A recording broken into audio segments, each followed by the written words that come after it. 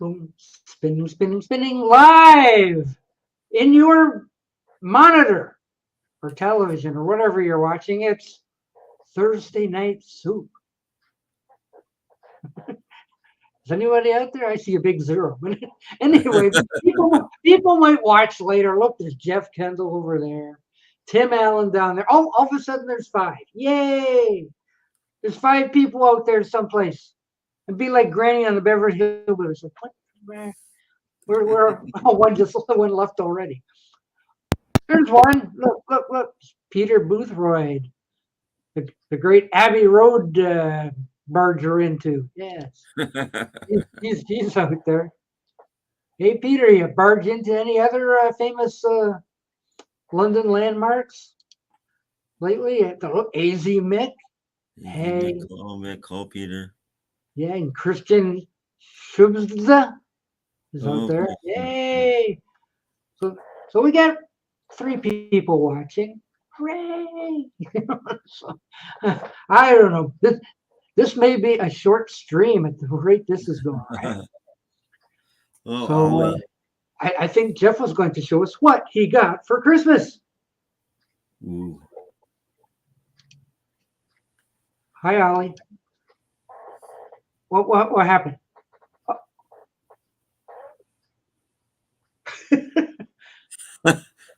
Jeff is doing his best mime. He's doing the Marceau. Yeah, he's doing a mime. We can't hear you, Jeff. I don't know if you know this.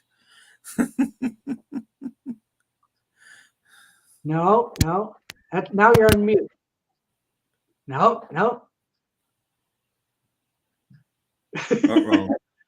Well, we've lost our Jeff.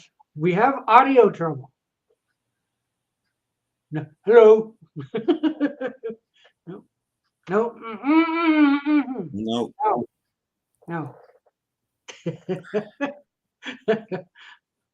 No. No. Well, while Jeff is trying to get his audio thing, maybe I should tell you about my favorite.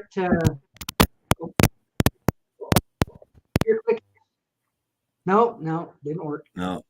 The new computer. Well, anyway, he's got something going on because I'm hearing snaps and crackles when he's working on it. It's like a bad connection. Yeah, or maybe it's not plugged in.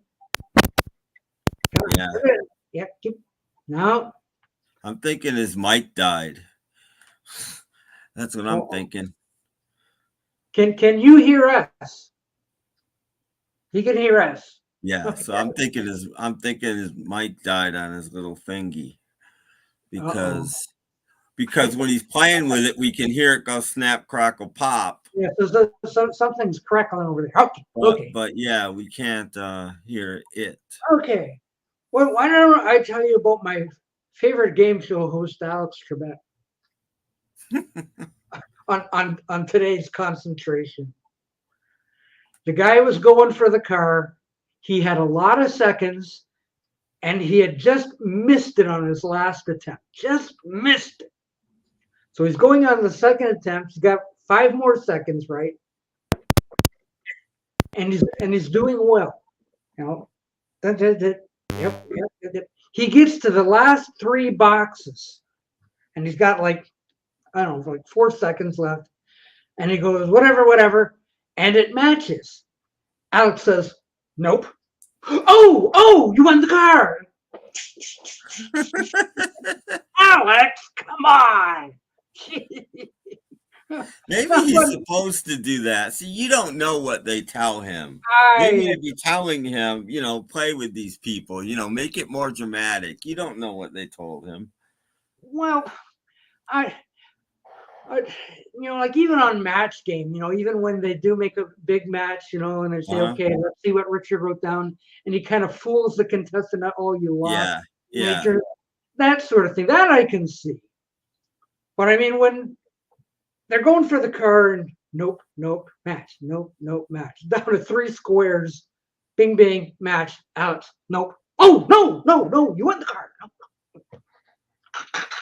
Well, I mean, Because Alex they used to even do that on Who Wants to Be a Millionaire when they were going for huge money. They would still play with the contestants. Yeah, but Alex cannot play with the contestant. He's dumb. He's Oh, not. Hello. Yay! Hey, look at that! It's Jeff Kendall. I'm here. Now, what happened? Did you go get a spare or what? Yeah, I had a spare. I got to get some more headphones. I just happened to have a spare pair, so Yeah. Oh, lucky. Yeah, I'm okay at diagnosing problems like that, and I figured it was your mic died in your headphone set. Mm-hmm. So it's time to go to Dollar Tree and get another one. When you're playing with the plug, we could hear that. So I figured that it was the mic and the thing. Matter of fact, I'm going Saturday. I'll get me another pair then. Yes. There you go. Yay. Sounds good. Yeah. So you're all set. You're on. Yay. We're here. It was fun watching you mime. Oh, good.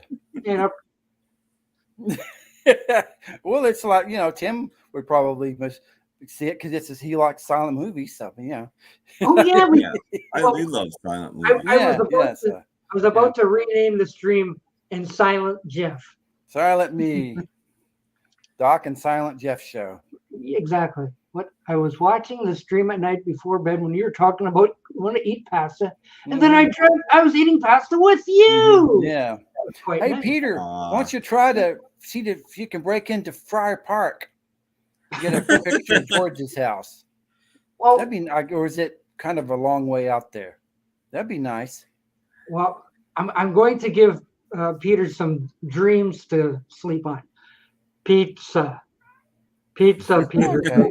Pizza sounds good. Let's see how that works out. Okay. I am stuck eating this pizza. I don't know why. All right. This is turning out to be an entertaining stream. Yes. I hope Beetle Brad shows up and tells us about Buc-ee's. Well, Beetle Brad might still be in Tennessee. No, he should be home by now. Yeah, okay. Is Robert P. home? No, he's gone to Alabama. Okay, so Robert he's on the way driving or someplace. Yeah. What's Doc? You remind me of my uncle, except you don't cuss as much. Well, that's fucking ridiculous. There may be young people watching. If there's anybody like I look like their uncle, ew. Although I've been mistaken for other people before. You're like, look, Mom, there's our bus driver. That's not our bus driver, Susie G. Yeah, me too. That's Doc Dawkins. Oh, yeah. They think you're Richard Farnsworth. Yeah. Mm-hmm. Or that guy who does those commercials for, that one. I don't remember. Yeah, that's the guy you're talking about, Richard Farnsworth. Yeah. I thought you were going for Wilford Brimley or something. Might be Wilford Brimley too, as well. Yeah. Look, Day Tripper's here. Merry Christmas, Day Tripper. Haven't seen you for a while. Great. I'm sure that's a great album. Mm-hmm. Mm-hmm. And sitting here by well. I don't love that album. That's one of my least favorite McCartney albums. I have the Daily Mail version. My wife used to read the Daily Mail. I used to go to Oklahoma City and get it, and they had a copy of the CD. So I have a Daily Mail version of Memory Almost Full. I spun McCartney 3 the other morning. The new one or the latest one? Well, McCartney 3. Okay. Yeah. Ouch. You took it out of that white case and just, yeah. Oh, yeah. Okay, but no, I spun it the other morning. I says, I haven't listened to this in a while, and I put it on. I'm just like, I don't get the love for this. I'm sorry. I like it. It's like the other McCartney albums. If you don't get those, then you won't get this one. It's the voice. Yeah, it's pleasant. Yeah, but he's an 80-year-old man. I know he is, but he ruins it. Right. The music starts out all of a sudden. I'm sorry, you can't expect him to sound, right. If you can't sing, you're gonna win. And every song that came on is like, I remember wives. Here come the pretty boys. I'm going, oh, jeez. So hang it up. Christian, it's the production on Memory Almost Full that I don't like, and it's a victim of the loudness wars. It's McCartney's loudest CD, and it ruins it for me. That's my main fault with it. I know when I put on anything that's never been released on vinyl where they could have fixed it, but so. I don't know. I can't see putting out a record when you sound as bad as that. Oh. And I read somewhere he's supposed to be working on new material for possibly something. Well, there's no stopping McCartney. Oh yeah, he'll write till he croaks. Mm-hmm. Yeah, but there's nothing he can do. He can either do that or use AI or something else to improve his voice. But he'll take more flack for that than he will for his real voice. So he might as well just use his real voice. Oh, Tim, stop being a Debbie Downer, please. I'm by myself enjoying this album. No, it's fine if you like it. It's just not one of my favorites. I mean, everybody has their own favorites. Yeah. I'm not gonna just go, oh yeah, it's great. Hey, it is, but I'm not Christmas, saying it's not great. Yeah. I'm saying it's it is what it is. Everybody has an opinion. Yeah. And see, I like McCartney 3. I like McCartney. I do not. I like the strangeness. There's two good songs on McCartney 3. The rest I like the strangeness. Believe it or not, my least favorite on McCartney 3 is the last one. The outtake from '93 is my least favorite song on that. One where he has a voice. I know. I was going to say, like, it better not be the last one. The winter, spring, whatever it's called. Yeah. Everybody, has their own opinion, and that's fine. Yeah. I think. Yeah. So, like, not too many people like Chaos and Creation. I really like Chaos and Creation. Chaos and Creation is in my top 5 McCartney albums. Yeah. Chaos and Creation to me is too slow. That's a masterpiece. Not enough fast songs. It's too slow. That's probably his most introspective album. It's that winter bird. That's not it. Yeah, of course, my number one favorite McCartney album would probably be Tug of War. It was just perfect. It came around '82. Yeah. The single. I loved it at the time. Yeah, Ebony and Ivory, I don't want to hear anymore, but the other songs. I like his solo version better. It's less twee.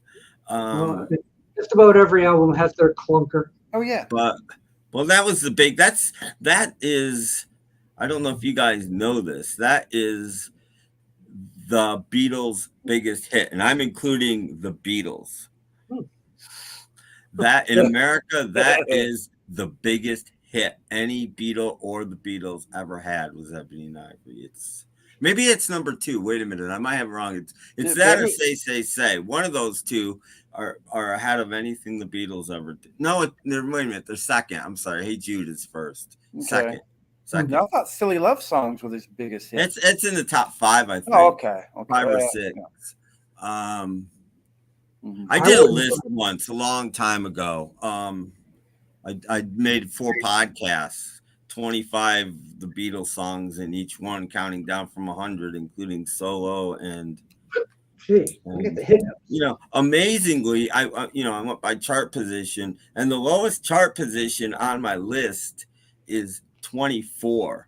They have 100 songs that reach number 24 on the charts or higher. That's really pretty good. 100 songs. That's actually really not that good. bad. Yeah. No. That's more than Dua Lipa. Yeah, that's an amazing thing. Well, except by today's standards, where a whole album is on the chart. So no. This is back when you had to release a single, and this only goes to like really 87, I think, is the last song, because I don't think they've charted in the top 20 after that, any of them. I know we're talking about Paul. I know his best-selling album was still Band on the Run. Yeah. Okay. So, Okay. They may hit a good number on release, but after that they sink like a stone. Yeah, well, but most albums do these days. It's not just be fun. these old artists. Most albums they sell because they don't keep them in print. That's why it's FOMO. If you don't buy the album, if you don't pre-order it or buy it the day it comes out, you're probably not going to get it. It's just the way it works these days with physical media. Unfortunately, of course, I looked at George's best-selling album is All Things Must Pass. Do you know what John Lennon's best-selling album is? Mind Games. Walls and Bridges. No, I would think because of the circumstances, it's Double Fantasy. No. His best-selling album was that John Lennon collection. Oh, okay. Well, I'm not counting hits. I'm not counting hits comps. All those hits, hits comps. I mean, I'm sure the Beatles' best-selling album is probably one. I'm not, really counting hits comps. We'd have to look. I'm not really sure. Yeah. Real album. Matter of fact, I even looked sometime in New York City's. So it's gone gold finally. After all 50 some odd years. So whatever. Remember to go fishing for a new Walter Trout album. Comes out in March. That's good. I've told this, but I've seen Walter Trout. I saw Walter Trout live once. It may even be the last show I've seen. It's the last or second to last show I ever saw. Yes. He was good. He's very good. Yeah. It's better than what ZZ Top's last album, how it performed. I don't remember ZZ Top's last album. See how well it performed? Yeah. I wouldn't know when it was. Yeah. Okay. It was a sleeper. Oh, yeah. See, Walter Trout has an album called More Fish Jokes. There you go. Apparently, he's heard them all at this point. That's good. Well, give us time. We'll think up some more. Yes. Okay. And I think I put up the thing about where did it go? Ringo's EP should be in March. Oh, Ringo's doing another EP? Yes. Yeah. Oh, yes. And then there's another one after that. That's at least been in the works. Okay. And let's see. By next July, Ringo will be 84. So remind me to do this. Okay. All right. Okay. Yeah, no, it's a song that Paul sings in his old man voice. That's actually good that he sings in his old man voice. Okay. See, look at all the news we have. The Rolling Stones' second single will be in February. They released them all on that one. Maybe it's for 70s and 80s, or I imagine it would take off. I think the first box only goes to like 66 or something. Oh, okay. Okay. It doesn't go 65 or 66. Okay, so the other one Stones get a lot of singles. Later 60 stuff. Okay. That sounds good. I have their singles on CD, and it's a 3-disc set, and it goes to 70 or 71, and it's 3 CDs, and they're all full. Oh, there you go. Second box. So, I mean, it's a lot of singles. Yeah.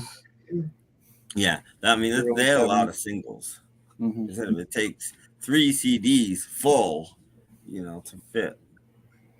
And who knows what we'll get next year? We've got Mind Games coming next summer, and maybe some new Paul. Maybe some new Elton John. More Elton John. Could be. Who knows? Yeah.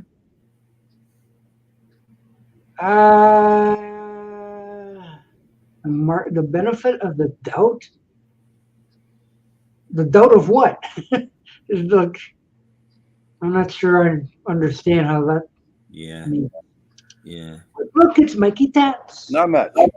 How are you making that? No, the last couple albums that Bowie did, I thought they're pretty good. I didn't understand Bowie's last album. I just didn't understand it.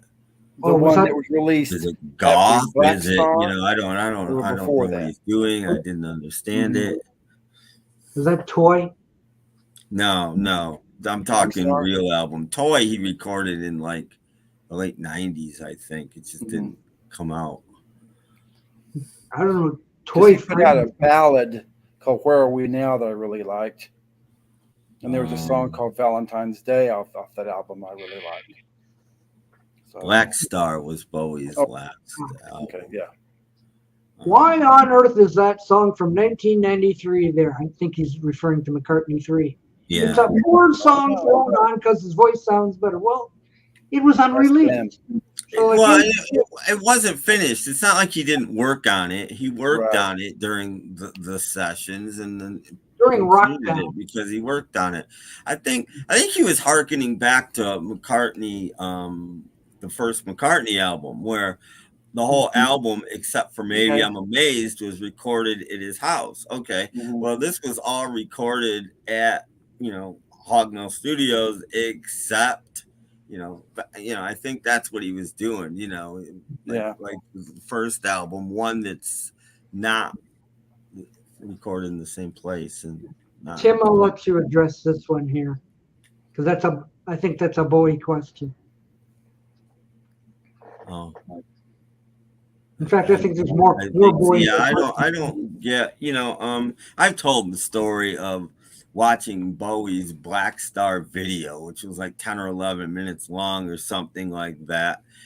One day I just wanted to see what he looked like these days. I knew he was getting old and I hadn't seen him in a while. So I watched this weird video and then I go back to Google and I type in Google and the first thing that's up is Bowie's dead. It's like, I killed Bowie. What the hell? I just watched the Black Star video. I go back to Google and Bowie's dead. And I didn't get it. I didn't get it. But again, not saying nobody else shouldn't. I enjoyed the next day.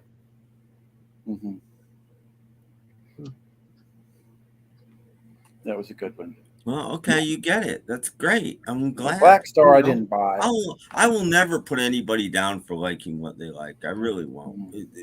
I'm glad everybody likes what they like, but I don't have to like what everybody else likes. Yeah. Hey Tim, Mikey Taps like your hippie holidays stream. Oh, I'm glad. I'm glad, Mikey. I really am. It was good. Thank you. Hey, thank you, Mikey Taps. I was gonna do one Tuesday when Schnee wasn't on, but I was just not feeling it. I just done one a couple days before, and I'll skip it. It's like I'm all streamed out. I just wasn't feeling. So, like I say, we've been on 23 minutes. There are 3 open spaces. If you want to come up, there are. Yes. Yeah. John Mayo, Robert S. Mikey Taps right there. Yeah. So I have a question to ask you two or anybody in the chat. Was anybody sad like I was yesterday when we heard the news, or was it just me? About Tommy Smothers? Yeah. Yeah, because when I was a little kid, the Smothers Brothers show was kind of like the anti-show, because we had Sullivan with all the dancing baby elephants and the spinning the plates and whatever. They had on Smothers Brothers, they had the Doors and they had the Byrds and they had Steppenwolf and Jefferson Airplane and the Who, a lot of stuff like that. So, and they had Pat Paulson for president and the young Steve Martin and all that sort of stuff. So it was. There wouldn't have been Laughing without. Yeah. When Laughing changed the world without the Smothers Brothers. Yeah, I really enjoyed the Smothers Brothers show. And I was just very, he was just very, very funny. Yeah. I watched the clip after I found out. I watched the clip on YouTube. It was their last appearance on the Tonight Show with Carson, because Carson had already announced his retirement and blah, blah, blah. And they announce him and just Dickie comes out. And Carson's like, where's Tommy? And it's like, he wants his own introduction. Really? Yeah. Yeah. And so he's he's like, sure. And he whispers in Ed McMahon's ear, and Ed McMahon goes, okay. And so Ed McMahon says, and now here's Tommy. And Tommy comes out and does the best Johnny Carson impersonator. He looked so much like him to begin with. He's dressed in his suit exactly. He's dressed just like him. He comes out and it's just like, holy crap. And then he wouldn't stop doing it. And Carson's just like, would you stop doing that? That's what he's doing, the whole tie thing, and he's doing it's just like, wow. Tommy Smothers was just I know he's freaking Johnny out. I watched that this afternoon. Yeah, he's just so funny. I really love that show. Yes, we did. Like I was watching when the Who were on, when they played My Generation. I was watching it. So we had a wonderful Christmas. It was a really nice Christmas. I need to believe. Yes. Yeah, I mean, Pete Townsend lost part of his hearing that night, and it's never come back. I mean, thanks, Keith. And Keith put more flash powder. Yeah, they were supposed to blow the drums up, but not quite that big. Yeah. Paul's watching that now. But can't you wait till after this show to watch that? Yeah, it's really good. Tommy Smothers was just brilliant. Yeah. And then later he comes up with Yo-Yo Man, which was also brilliant. Yo-Yo Man was brilliant. That guy was just And there's another bit of them on the Tonight Show where they're going to do a song and they start arguing with each other. Oh yeah. So I think I watched about 3 Smothers Brothers bits today. So they were just. They actually also had they were funny. They were funny. For a while too. They were brilliant. Yeah, they were. Yeah. No, they were, and so I was very, very sad. And I thought that Dickie Smothers was sick for a while, and it was Tommy that died. I thought he was dead. Yeah, I thought it looked horrible. No, they're both. No, Dick Smothers is still alive. He's still alive. He's with us. Yeah. Well, they were until yesterday. Yeah. 86. He had a pretty long life. Yeah. But don't wish anything on him. Come on. No, I won't. And Johnny had a good point. He asked them, what's their secret to the longevity? It's the longest lasting comedy duo in history. Mm-hmm. And Dickie spoke it up and said, well, we're brothers. Other people have spats and everything, and then they split up and they go their separate ways. We're brothers.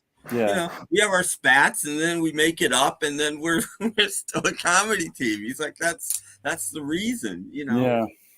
Now, wasn't Steve Martin on Smothers Brothers before Carson? Yeah, no, he didn't come on till the 2nd or 3rd season, but he was one of the writers, and then one of the writers was on there. Carson, yeah, there was a lot of Mason Williams was the head writer on the Smothers Brothers. Mm-hmm. Pat Paulson for president. Yeah, Pat Paulson, of course. And then he left and did the Pat Paulson show, which the Smothers Brothers, they loved that. They weren't, these guys, screw him, he left. They would go on his show. They would let their writers go and write for him. They were cool about it. They wanted their people to succeed. They didn't want to just, hog it off for themselves. I think on the one show, they said something about do you guys ever fight amongst each other or something like that? And Dick says, wherever I go, Tommy isn't far behind. Something like that. Mm-hmm. Dan wants to know about some bargoons. Not yet. I'm going to wait until I get paid next week. I got a few. Save my money. Nothing great. Oh, Tim has some bargoons. Okay. Do you have them, Andy? Have them to show? Yeah. Okay. Yeah, I got them before I came on. The first one isn't a bargoon, but I went and they still had it, and I needed to break a $50 bill, to be honest. Ooh. So there's no better way to do it. Because around here, nobody will take a 50 or 100 anymore, and it's like you get a 50. What do you do with it? Mm-hmm. So I picked this up. Oh, I know that. Not exactly a bargoon, yeah, but I didn't have it. I only had the 12. Yeah. So now but you get no change back from your 100. the blue vinyl 45. My Walmart had one left, so I grabbed it while I was there. It was in the bargoon bin. Yeah, my Walmart refused to stock them. Oh, Nobody will I buy had them. them. But speaking of comedians, wait, wrong record. Hang on. I don't speak of comedians. Anybody remember these guys? I couldn't pass this up for 49 cents. Oh yeah, they were on. I think they were on Jack Parr's show because I remember them before. Marty Allen was everywhere in the 60s and the 70s. Steve Rossi didn't fare as well, but Marty Allen was all over the place. And I remember they were on Sullivan and everything. And so, I had to get this one too. Oh, okay. Yeah, you did a movie too. Mm-hmm. Have you tried listening to it? Are they actually funny? I haven't. I don't know. I picked them up today. I picked this up just because I never see this, and this has my favorite Johnny Rivers song on it. It's not in great shape, but I'm hoping it's deep groove vinyl, blah blah blah blah blah. Oh, okay. But of all the Johnny Rivers albums, I never see this one, and I think this is one of the few that isn't like fake live. You know what I mean? This is just studio recordings with all the hand clapping and yips and yells, all that. But I love Mountain of Love. It's my favorite Johnny Rivers song. So pick that up. Ollie wants to know if Marty Allen is any relation to you. No. No. And I already have this, but this was in shrink and it's minty, minty, minty. So, and I love Louis and okay. So I've heard of it. And Keely Smith, still in shrink. Capital. It's on that yellow Capital label, which was like a budget sort of label that they had back then. I've never seen one that isn't on the yellow Capital label. I don't know if they all were or not, but the other one I have is on that label. So I'll pick that up. What else? Nothing great. A country album. Hank Thompson on Dot Records. I picked it up again because it's in nice shape. It's in shrink. It came in this sleeve. You probably see it better. Yeah, maybe part of a collection. Oh, it's not in shrink. I thought it was in shrink. It's not in shrink, and it's on Dot. And I don't know when he was on Dot. Yes, we do. Usually he was on Capitol or Columbia, but this one's on Dot. So pick that up. Dan wants to know if you're filing your new arrivals into your main collection right off the bat, or do you wait? No, not right off the bat. I wait. You gotta listen to them first, then they go in the slot. I didn't have this. I picked Petula up when they're in decent shape, and I don't have them. Now, does that album have any hits on it? Not one of her big. It's got England Swings, which was Who Am I was a single. I don't know if it was a hit. Okay. She covers Here, There, and Everywhere. Oh, okay. So yeah, and Please Don't Go. I don't know if that's the blues song or a different song or the Sonny and Cher song. I don't know, but I'll find out. Joy. What else? I have no idea who these guys are, but they're on Adco, and I wondered if this is Nina Tempo after she left. I forget who she was with, Nina Tempo and somebody else, but this is Nina and Frederick. So I think it's Nina Tempo, but I don't know. It might not be. Her second partner. But it's on Adco. And that's the main reason I bought it. You don't see that many records on Adco, and it's old Adco. You know what I mean? It's that Adco label. So I'll pick that up. I've never seen that Adco. 60s. Covers is nice. I have some Bobby Darin on that label. Tim, do you have any Barry Barnett? It's before the one that you used to, and I picked two more up. Schnee plays her on Ski Lodge once in a while, and I have nothing by her, and I've always passed it by, but I'm like, I'll pick this one up. A Claudine Longet album. Oh, okay, yeah. So, She had a nice singing voice. Yeah.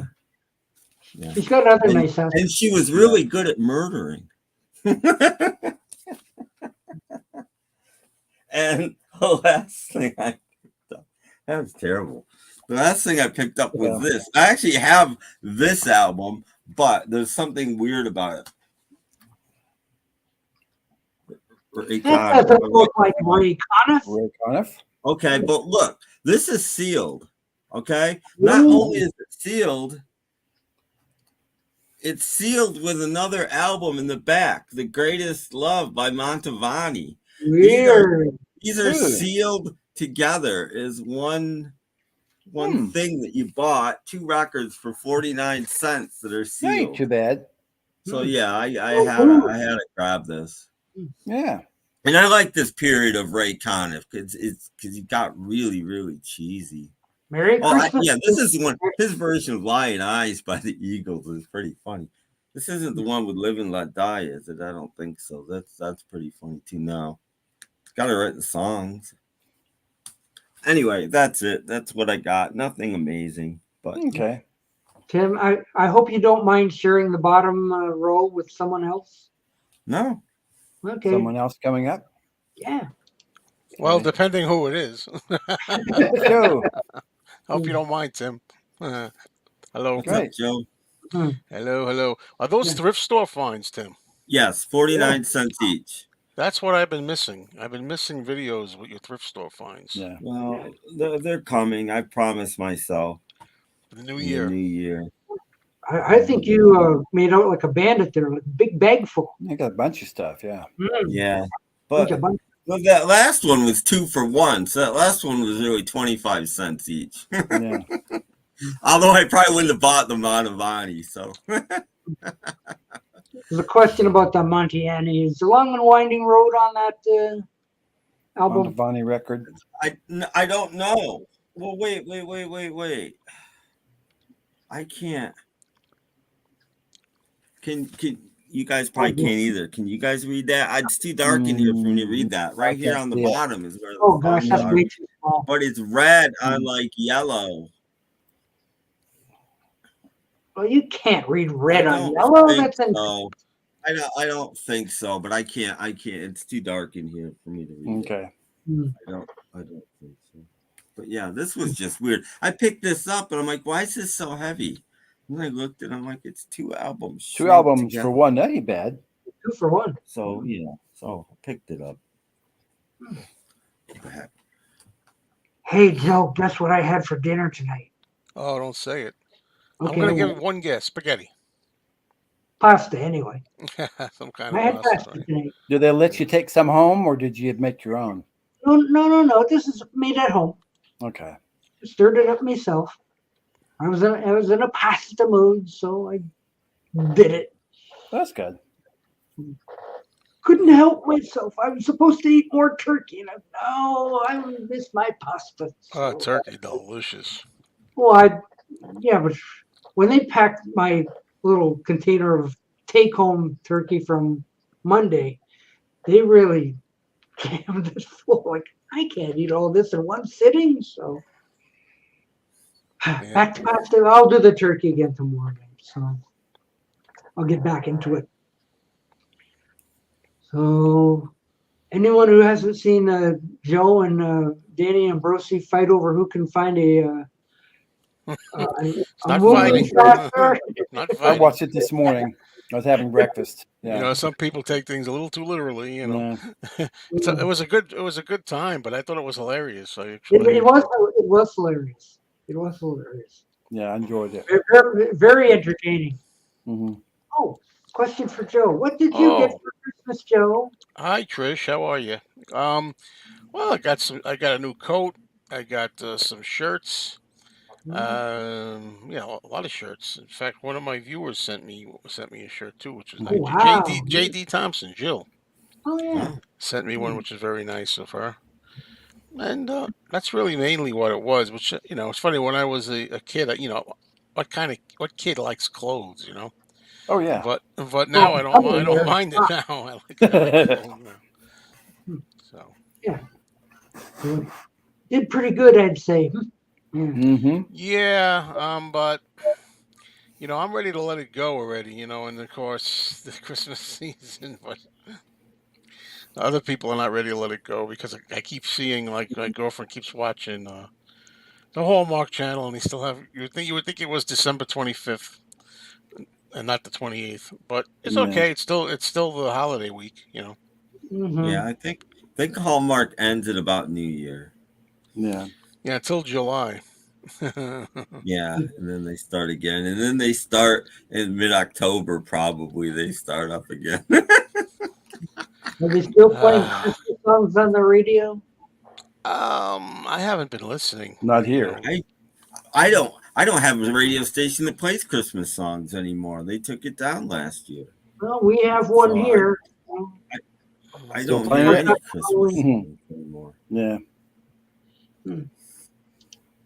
No, the 12 Days of Yes. Christmas. 12 Days of Christmas.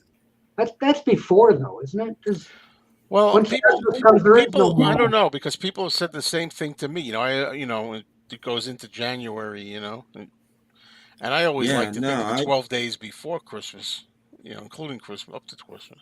But I actually think it starts like Christmas Eve and goes through. Oh, I've got it all wrong. Mhm. Yeah, Well, I went out to Walmart this morning and they were getting out Valentine's stuff already. They got one little corner of Christmas left over and getting all the Valentine's that's way too candles and early. stuff It's not out. Yeah, even that's cheap. the no, next day. that's what you. I worked at Sam's. We started getting Christmas stuff in July. Yeah. That's how they work. I don't know. It was too rainy here today. It was 50 degrees, but It's been rain. raining here Oh yeah, since we got Christmas lucky though night. It started raining and it hasn't stopped. because it was like Ugh. amazing overnight last night. It was like really hard rain, and then it cleared up enough for me and Anthony to get together today. Hmm. And we went Video to the coming. guy who curses a lot. We went there. You know. Hmm. So I'll get a video one of these. It's maybe tomorrow. I guess I shouldn't ask if he cursed once. That would be a spoiler. Well, enough. He gave me enough to use. Mm-hmm. It was Well, enough. bleep, bleep, bleep, bleep, bleep. you know. Yeah. So Yeah. And it's raining out in British Columbia. So there must be another great flood coming. rain Mhm. everywhere. Everywhere. Well, We've had light snow here.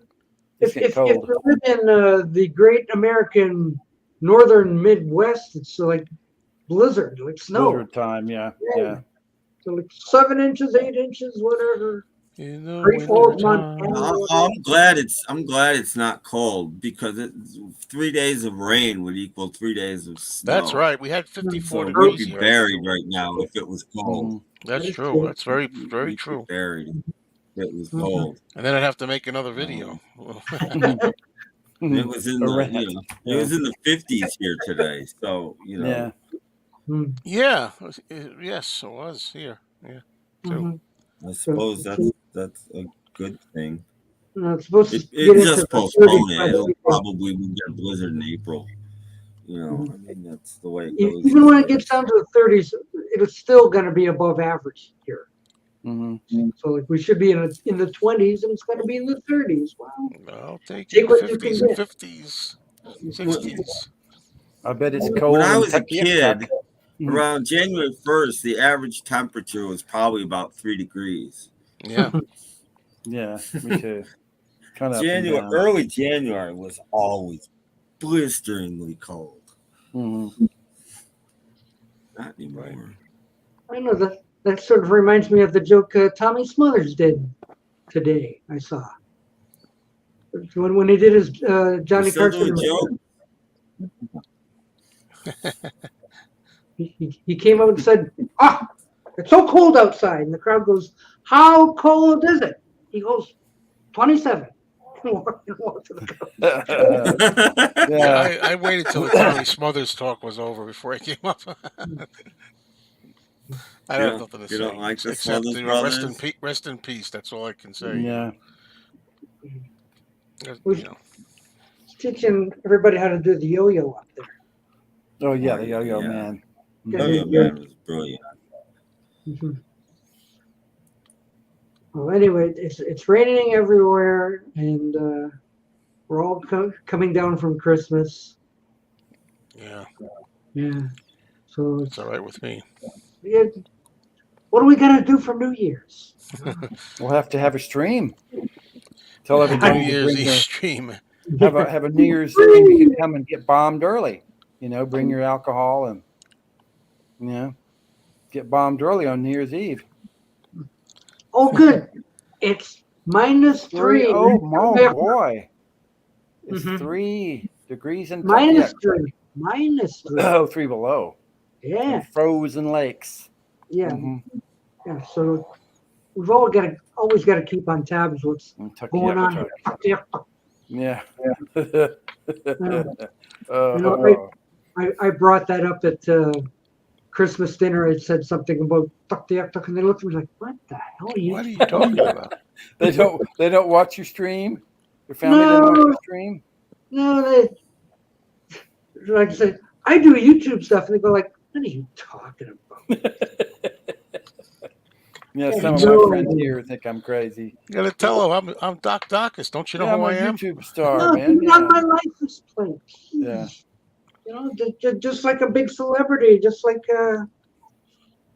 Phyllis Diller or something. Beal Brad.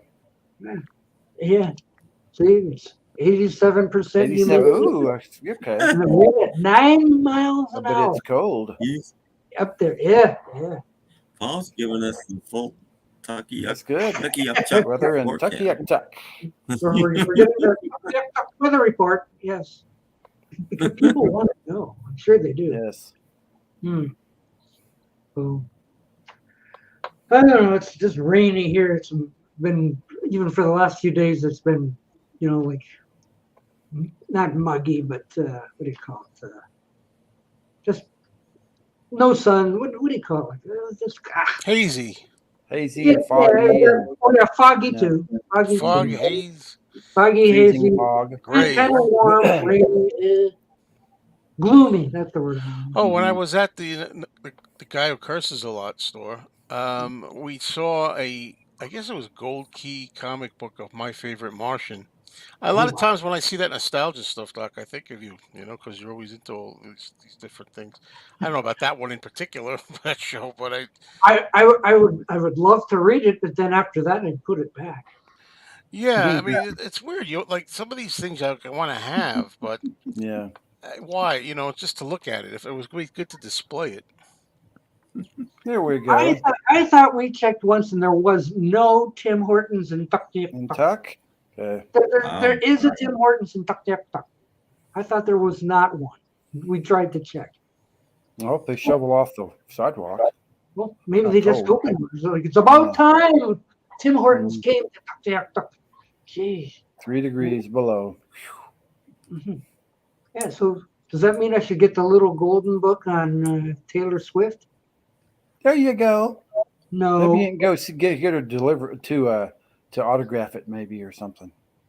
If she's been hanging out at football games, you can go to a football game and get her to autograph it. Nah.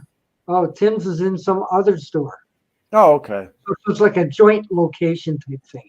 Oh, they've got 2 stores, and wow. I figured, me and the wife went out to dinner last night. Well, what'd you have? Donuts. I figured that's all they had.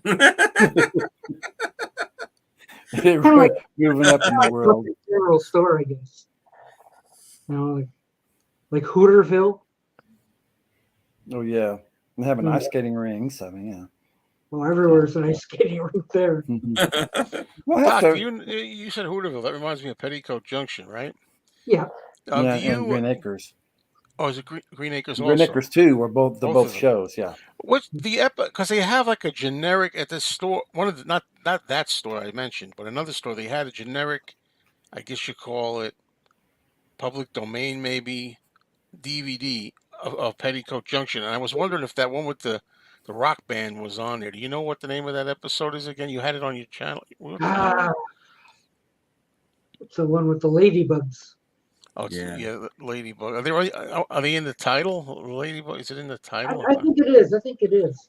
Because I was looking for something that sounded remotely like, could be the one, but I didn't see it in the listed. It probably isn't. I guess I have to go find Go it. look. Whoops. Yeah. What Is I it one did, of make the that black and white episodes or a color one? I'm pretty sure they're black and white. Oh, okay, yeah, because the early ones are in public domain.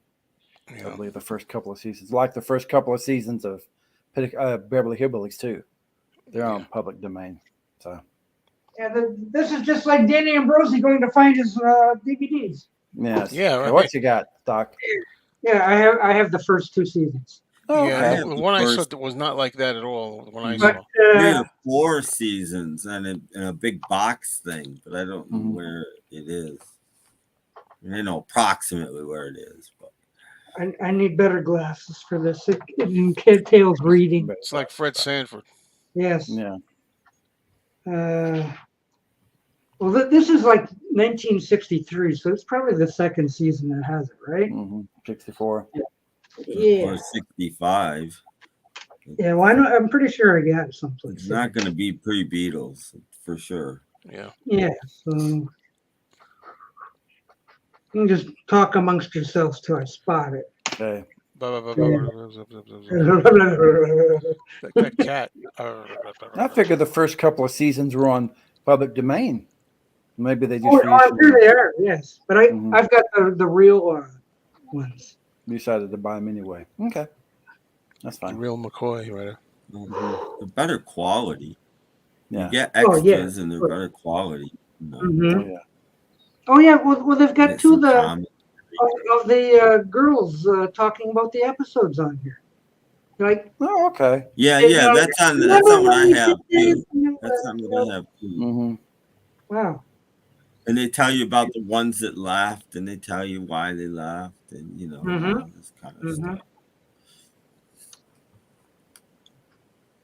Gee, I can't find it. Come on, I'm pretty sure it's on here someplace. Can't read anymore either. Gee. Dun, dun, dun, dun, dun. Yeah, so I slowed it down here by asking that question. I guess you'd have to go to IMDb. Yeah, I could find it. I just Google the episode guide or something. Yeah. Or whatever. But speaking of the cat.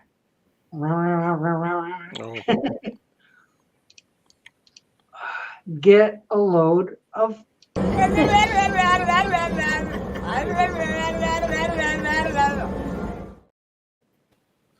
Wow. Bulldog. Wouldn't you think that would get the cat on one side and the dog on the other? Can you do split screen on your computer? Maybe. I don't know. Go on. I could try to edit them together. Yeah, the cat that goes the cat with the great big hair. Yeah. Yeah. Oh, that one too. Oh, you have all 3 you have at once? 3 of them. Oh, that would be spooky. Have that one and the dog. So there would be. Yeah, there you go. Yeah. Doesn't have anything new. Oh, commercial time. Oh, you really want a commercial time, this I soon? guess. It's Give been it almost another an hour. 7 minutes. Give it another 7 minutes. No, wait, we're on an hour, yeah. Dan likes the real McCoys. I don't know about that. I only vaguely remember that show. That was the one. I watched 3 minutes of Family Affair this morning, and wow, not one laugh. Yeah. No, Doc man, found himself on the couch tying a noose, so he went, he turned it off. Pretty much, yes. How can you call it a comedy when there's nothing funny? It lasted for like 6 years and everything. Man. It was heartwarming. Oh, was it? Uncle Bill. It was dull to me even as a child. It was dull as anything.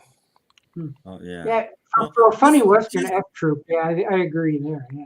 Just the beginning. I mean, that beginning for that Yeah, show. kinda... It's like it's like it's something for like 80-year-old ladies. You know, it's all sparkly and glittery, and And it's that's like, the best part.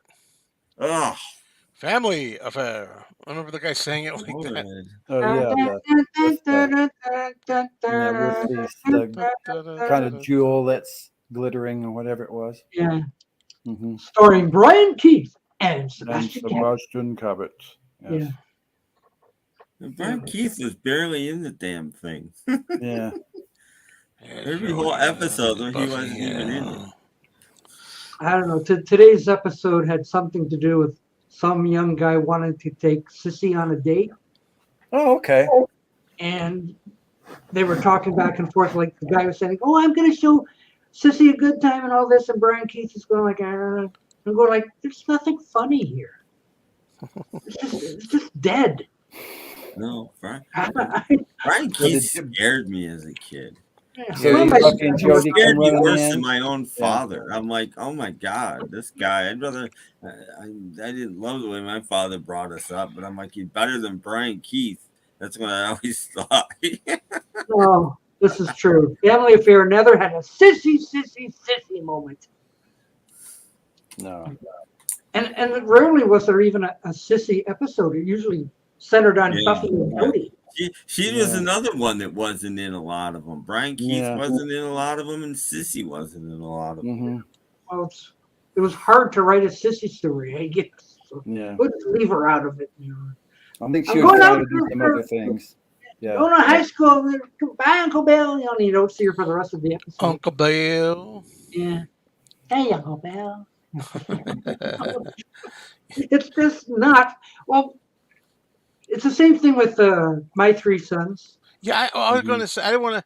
I saw somebody might like that. That's another show I never got. I never thought that was. You know, like both those shows were the same production company. Well, that's why they're both dull. Yeah, now it makes sense. Yeah, those Don Pedersen shows. So like something very sterile about it was those shows. Yeah, and Fred McMurray played his character. I mean, I think Brian Keith just ripped off Fred McMurray. I mean, because it's the same thing, you know. Fred McMurray was not somebody I would have wanted as my dad. And then you have William Demarest as Uncle Charlie. He was all right. He was all right. And then William Frawley was Uncle Charlie, and that was scary too. The two scary people there, and you're like, I don't feel sorry for these kids. Yeah, you don't turn into a comedy to feel sorry for the kids, you know. I don't know, these comedies that say they're a comedy and turn out just to be a situation that must be rectified by the end of 26 minutes or something. It's not funny. It's not funny. I didn't even like them when I was 8 years old. I thought they weren't funny. There was a lot of those unfunny shows back then. I mean, Courtship of Eddie's Father, same thing. No, there's another one. Comedy. That's not funny. No, I thought that was okay. I don't remember it very well. Not funny. The Flying Nun wasn't funny either. No, another comedy that wasn't funny. The Hyper Sons. I think I missed that. And there was a show called Nanny and the Professor. Yeah. Yeah. Oh, that was just a rip-off of Mary Poppins. Yeah. Yeah, pretty much. At least the song is good. Any Fifi Figure. The song was good. The theme song was good. I think the Nanny was attractive. At least they had that going for it. Mm-hmm. She's in Beyond the Door with Juliette Mills, the Exorcist, Italian Exorcist clone. Oh wow! I know her from Avante.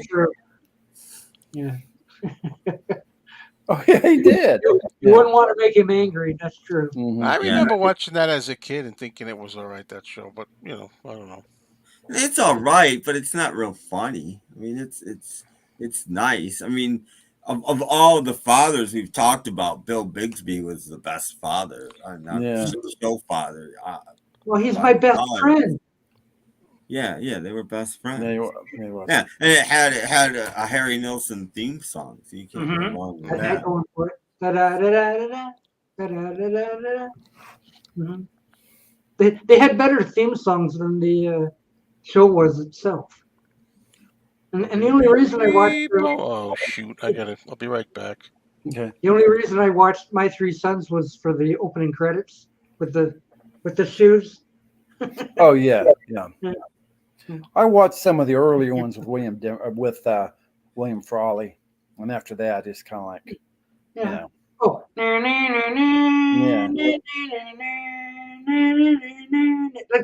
Like that was the highlight of the whole show.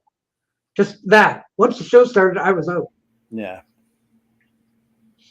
And I think the guy who wrote that also wrote The Happening for the Supremes, or well, Supreme sang it for the movie. I guess. I don't know.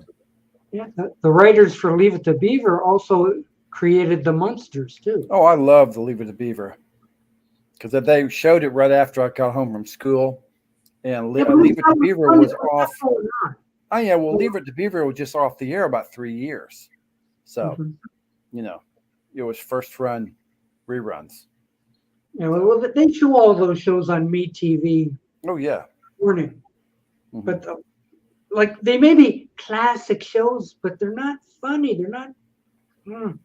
Like, oh yeah, I get my kicks off Bachelor Father. Oh yeah, that's I remember that show. Father Knows Best. Oh I yeah. saw two episodes of that came on like I'm flipping. I rarely turn the TV on. One night I had my TV on and I'm flipping channels and I'm like, what the hell is this? I'd never heard of it, never seen it before. John Forsythe, episodes, right? And I'm like, wow. Really? Oh, I came across that recently on some channel. You know, they had Bachelor Father on there, and they had the Asian butler too. Yeah, it was Charlie. No, that's Mr. Magoo. Forget the name of the network. It's one of the CW's offshoot networks. Is who shows it. Well, I definitely remember the Mothers-in-Law, but so do I. But I don't remember. No, I Love Lucy's. No, I wasn't, especially in the. I Love Lucy towards the end wasn't so funny anymore. No. But the first few seasons were very funny. I always thought it was consistent. Those hour-long ones, they kind of suck though. The Lucy Desi Comedy Hour. Yeah, those things. It's like it's too stretched out.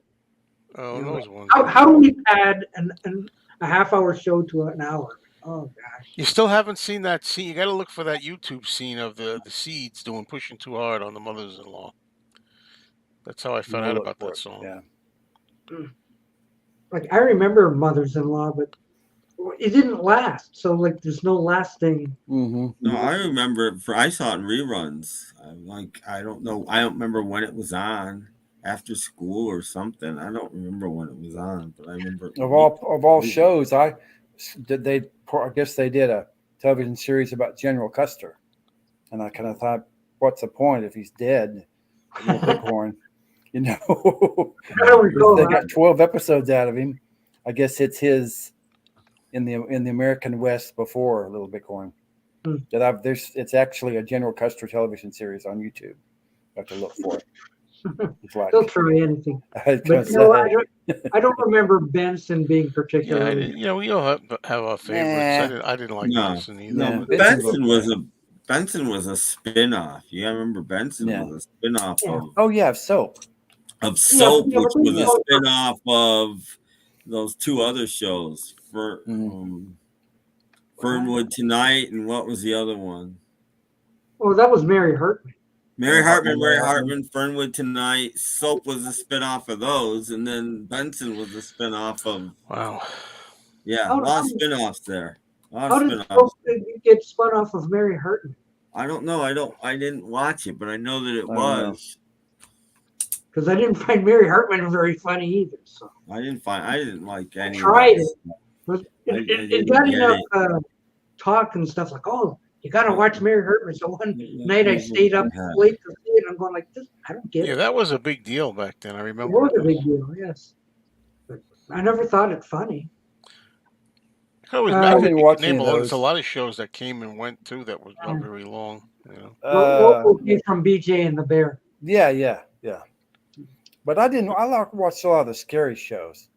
I used to watch Night Gallery to scare the crap out of me. Yeah, which I still don't know those. Can you believe it, Jeff? You know, I don't either. I have one season, but I got the first 2 seasons. I didn't like it. I didn't. I don't like that. There's like 2 half-hour shows, close to half hour, and then there's like 2 5-minute episodes. I don't like the format. There were 5-minute episodes. Yeah. And I don't like the format. It's just silly.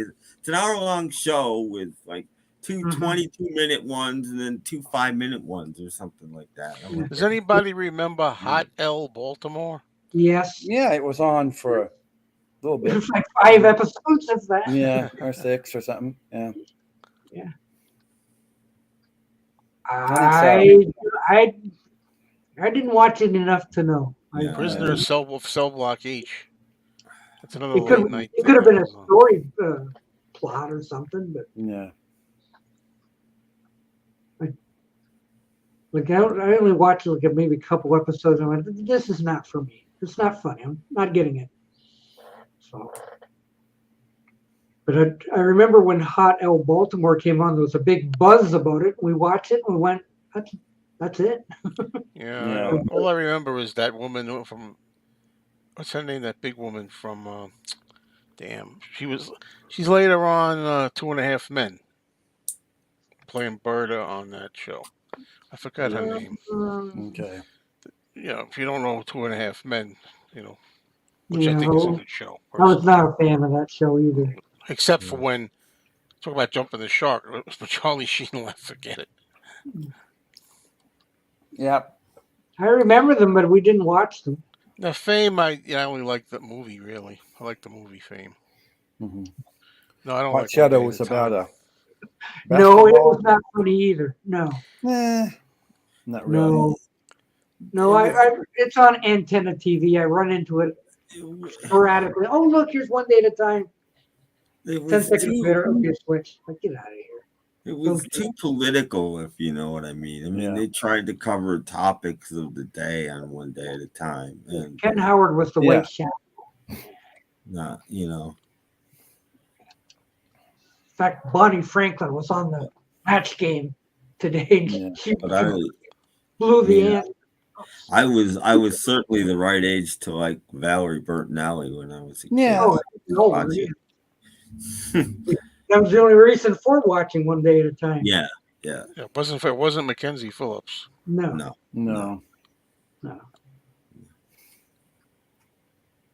I may have to get my book out.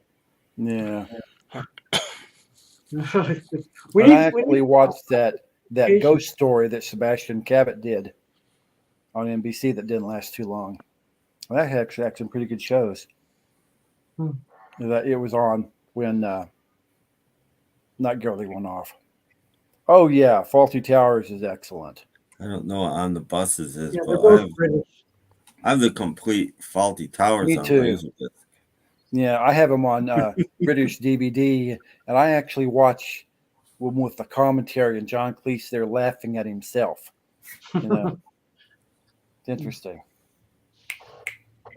You got to have commentaries. I love commentaries. Oh yeah, I love them. Yeah. Mm-hmm.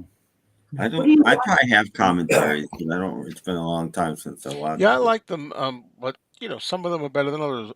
The ones that are good are really good. Mm-hmm. But I mean, anytime I see something that comes with a commentary, wait. Yeah. Okay, can't wait. Except nowadays, you buy a movie. If it comes out and it's got like 4 commentaries, and I'm like, it really makes you wonder. Well, I guess that's too much. All this stuff to watch, it's like listen to. Yeah, well, just one commentary and get everybody together in one room, And I like a director's one, and 2. The best thing about Friends was the theme song. Pretty much. I thought Friends. I liked Friends most of the way through, to be honest. And I thought it started out really. I sat down on its debut. Didn't have anything to do. My wife was working or something, so I sat down, and she got home like halfway through it. And I looked at her, and she's looking at me. She didn't see the beginning, and we both said, this is good. And I'm like, yeah, we were expecting it to be terrible. We were expecting to hate it. We both looked at each other and we're like, we'll be watching this next week. We were like, wow, this is pretty funny, actually.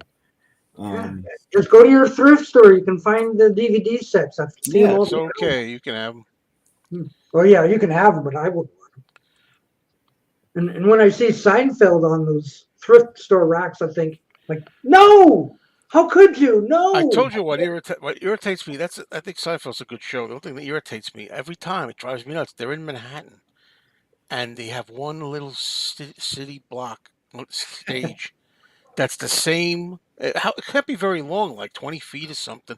And they walk through the same stores every time. They're outside in the whole metropolis of New York City. It's a set, Joe. Especially come on.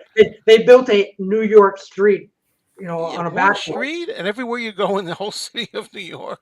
Yeah. I'll tell you, there's like millions of streets. By that time, when you're paying your actors, $500,000 an episode or something, you can't really afford sets anymore. Well, that's a real lazy thing about that show. I mean, I guess it's a small thing, but Yeah.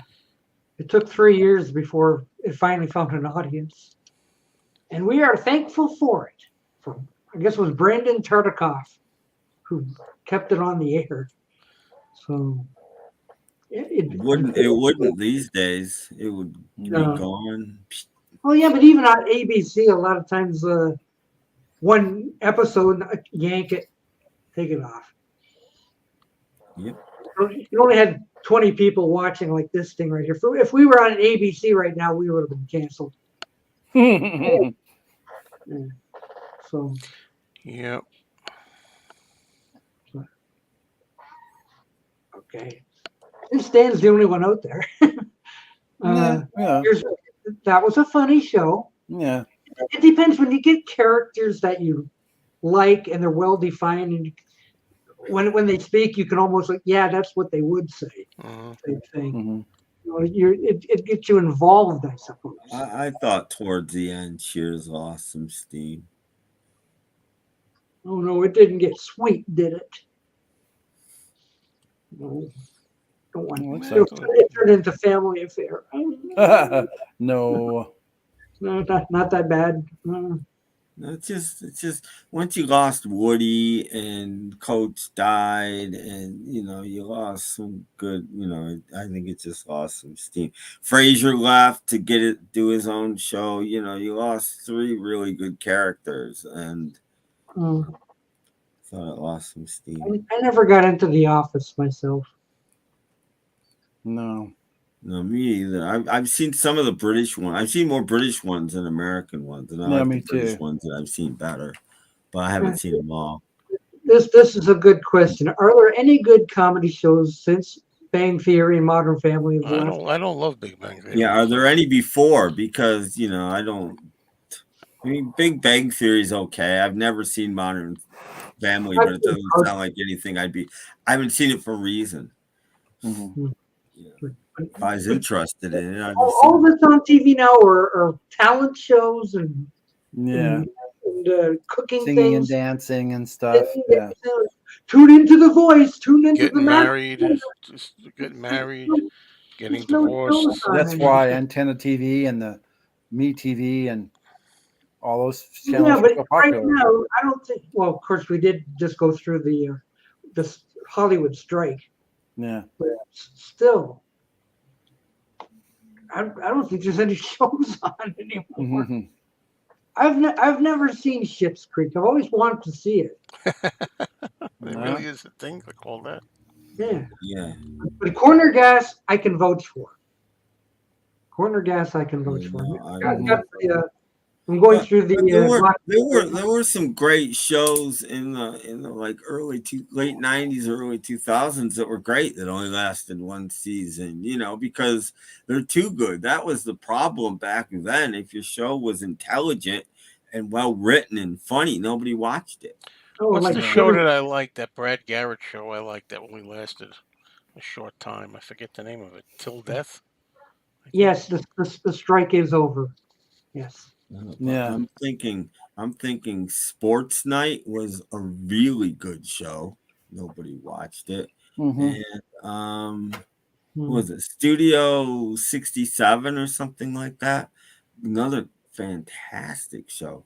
Lasted one season. Nobody watched it. I forget. Everybody, Kimba, all at once. Kimba's here. Hello. How was your holiday, Kimba? Hope your Christmas was good. Happy New Year and all that stuff. There was a couple of Canadian horror series I used to watch. Did you ever see Friday the 13th, the series? That is a good series, and that's the problem is that everybody thinks of it as they know the Jason has nothing to do with it. No. Just the title. And there was another series done in Canada that my wife and I used to watch called Forever Night about a vampire cop. That one I don't know about. It came on Channel 9. Are you afraid of on CBS and the late series on they're on 3 seasons. Yeah. I never saw The Man Show. The Man Show was kind of silly. It was teenage boys would enjoy it. Man versus Food. Due South, I only saw maybe I've seen Due South. minute of it. It's not bad. But I should try to get a commercial in before. Yeah, I know, because almost down to just 45 minutes left. So hey, we've got it. It's so over an hour. We'll be back after. 夢は夢なんかじゃない。夢のコラボだ。クリマス、パーティー、ハンバーグラー、そしてゴジラがついにベアブリックに。欲しい。限定は限定なんですよ。これどこで買うんでしょうね、これ。アプリで抽選販売。商品応募準備。祈りましょう。マクドナルド限定夢のベアブリック。皆さん応募しましょうや。トロットットット。 Wow, they had the classic music in that. Oh, so those would go to the Japanese Happy Meals? I guess so, yeah. Got to go to Japan to get the and they still have Godzilla toys, kids. Sorry. Yeah. Those were really good puppets. Wow. Yeah.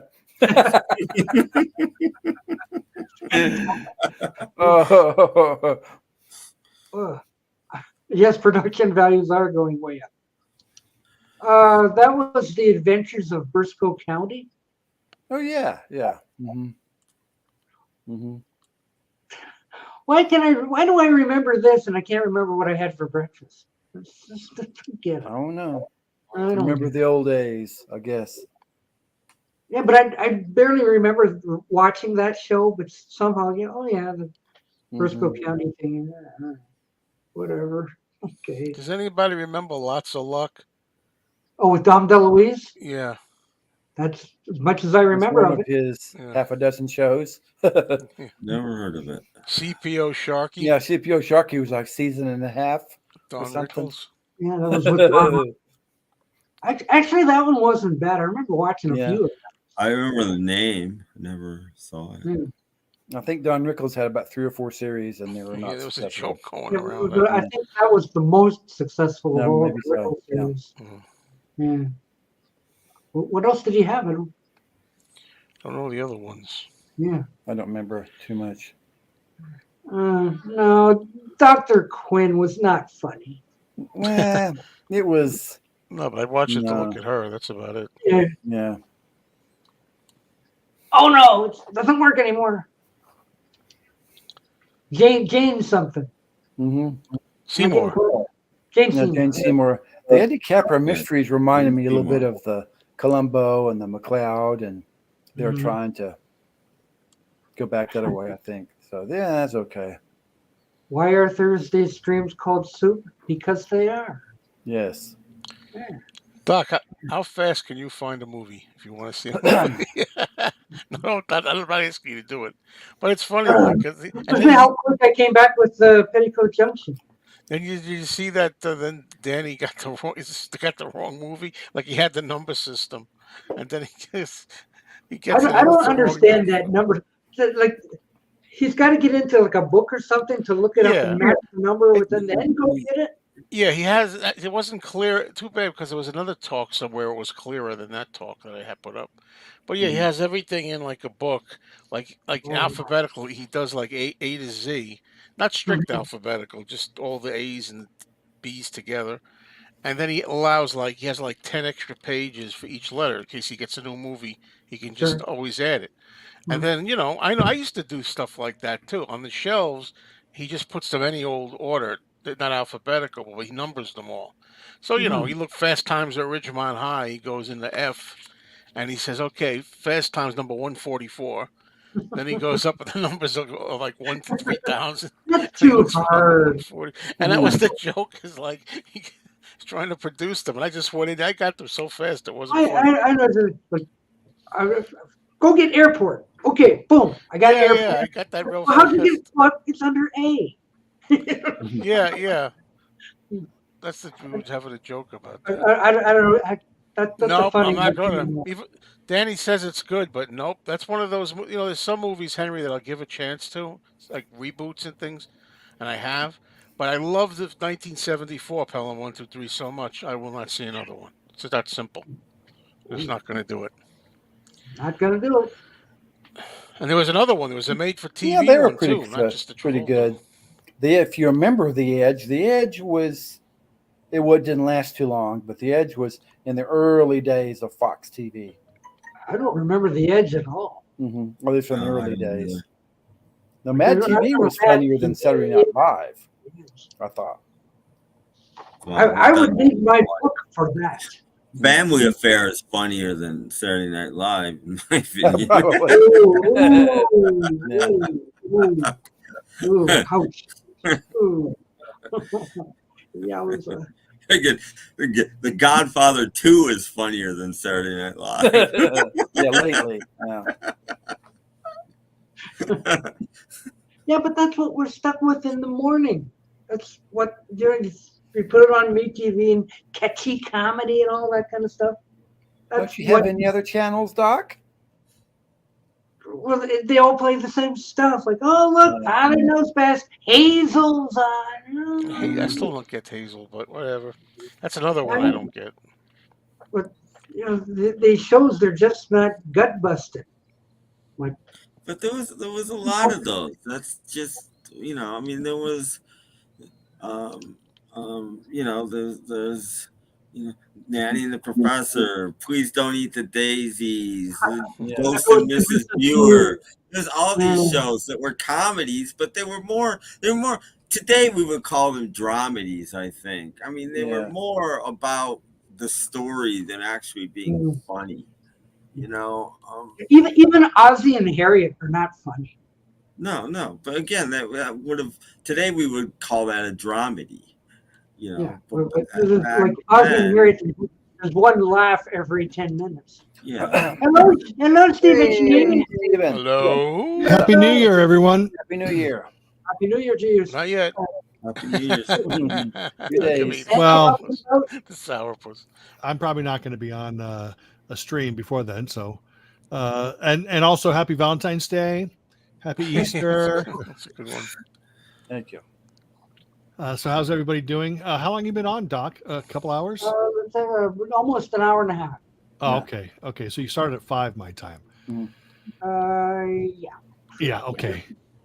Yeah. For some reason, like I had finished the interview, then I had to go to the post office stuff, and I came back and I totally forgot to flip on the show. So I flipped it on, and I thought, oh, I'm here. I'm going to flip off Tim Allen. No, not really. Hey, Christian. Wait a minute. This is for Joe. Quincy was fun. It is funny because he's Oscar Madison. I cannot watch it. I put it on every night at 11 o'clock, and I'm like, I just can't get into it. It's too. I can't take him seriously as a coroner. I just can't. Or just as a straight person. It's hard enough when I watch the old Twilight Zones and things, and it's hard. I did 3 of those, I think. Yeah. Mm-hmm. It's funny because 2 days ago I went to the cemetery, and in the same cemetery are the graves of Jack Lemmon and Walter Matthau, the original Odd Couple, and I was hoping against hope that I'd find Jack Klugman and Tony Randall. They're probably East Coast or something, or Midwest. I don't know, or it could be Hollywood Forever Cemetery or whatever. But I just found it. Hey Dan, I just found it interesting that Jack Lemmon and Walter Matthau are buried in the same cemetery, like And not that far apart. They weren't far from each other either. No, Wow. no, I'm talking maybe 20 yards or something like that. Mm-hmm. I mean, my video's edited. Well, sure, because it would take you 20 minutes to find the next gravestone. my here Merv Griffin will not be back after this one. yeah. And I love Jack Lemmon's. It just says Jack Lemmon in. But the thing that bugged, there were 3 graves, and my not including Larry Graves, there were three grave sites I wanted to find, and my phone was down to like 6%. Yeah. And I'm like rushing around, and I know the general area they are, but it's super nerdy me. Actually, there were 2. One was Carl Wilson, and right next to him was Paul Gleason from Breakfast Club. But the other one, the one that I wanted the most, and this is absolute nerdy music guy, Ray Conniff. Oh yeah. Yes. And I wanted to get that in. Hey, Tim, hold it up. I'm looking. Yeah, he just got a Ray Conniff record. Yeah, there we go. See? Ray There you go. Sealed. Oh, amazing. Well, 49 cents? With Don't a free, open it. yeah, with a free bonus album, a Manavani album, both sealed together. Wow. For the price of one. Yes. For That's 49 really cents. crazy. Wow. Wow. That's nuts. Yeah. And I noticed this. I bought a Joe Strummer box set. Mm-hmm. Tim knows who Joe Strummer is. Yeah. He's from Clash. Clash. Yeah, I was and told to say Clash, and I'm like, I better not say it. Yeah, it has his 3 albums that he did with the Mescaleros, plus a bonus disc or whatever of like demo stuff. And it didn't occur to me right when I bought it, but it's on Dark Horse Records. Yeah, no, I pointed that out in my comments. I saw the little logo on the bottom when you flipped it over. Yeah, I think so. So like I had a lot of not a lot of, but I called my no turntable. You have to understand, and I'm not going to get into this. In fact, I was just talking to somebody on the phone a little while ago. Okay. Yeah, thanks, I thought Randall was in New York. He was living there when he died. Oh, well, I want to hear about this turntable. What's the deal, man? I was at the Westwood Memorial Park, so I guess I just missed him. Or Pierce Brothers. You have to make a part 2. So yeah. Oh, I missed a lot of people because I was running out of batteries. Anyway, I keep saying this over and over again, is spent the first half of my 60 years buying vinyl, the second half buying CD. I go to a store last night and I bought 2 LPs. They were for friends. Oh, this is for my good friend Janet, and she wanted the first Grateful Dead album, so I bought a sealed new copy. It cost $50. It was $27. And then my buddy Jim, he wanted the new Graham Parker. Oh, okay. I gotta say, they're cool to look at. They really are.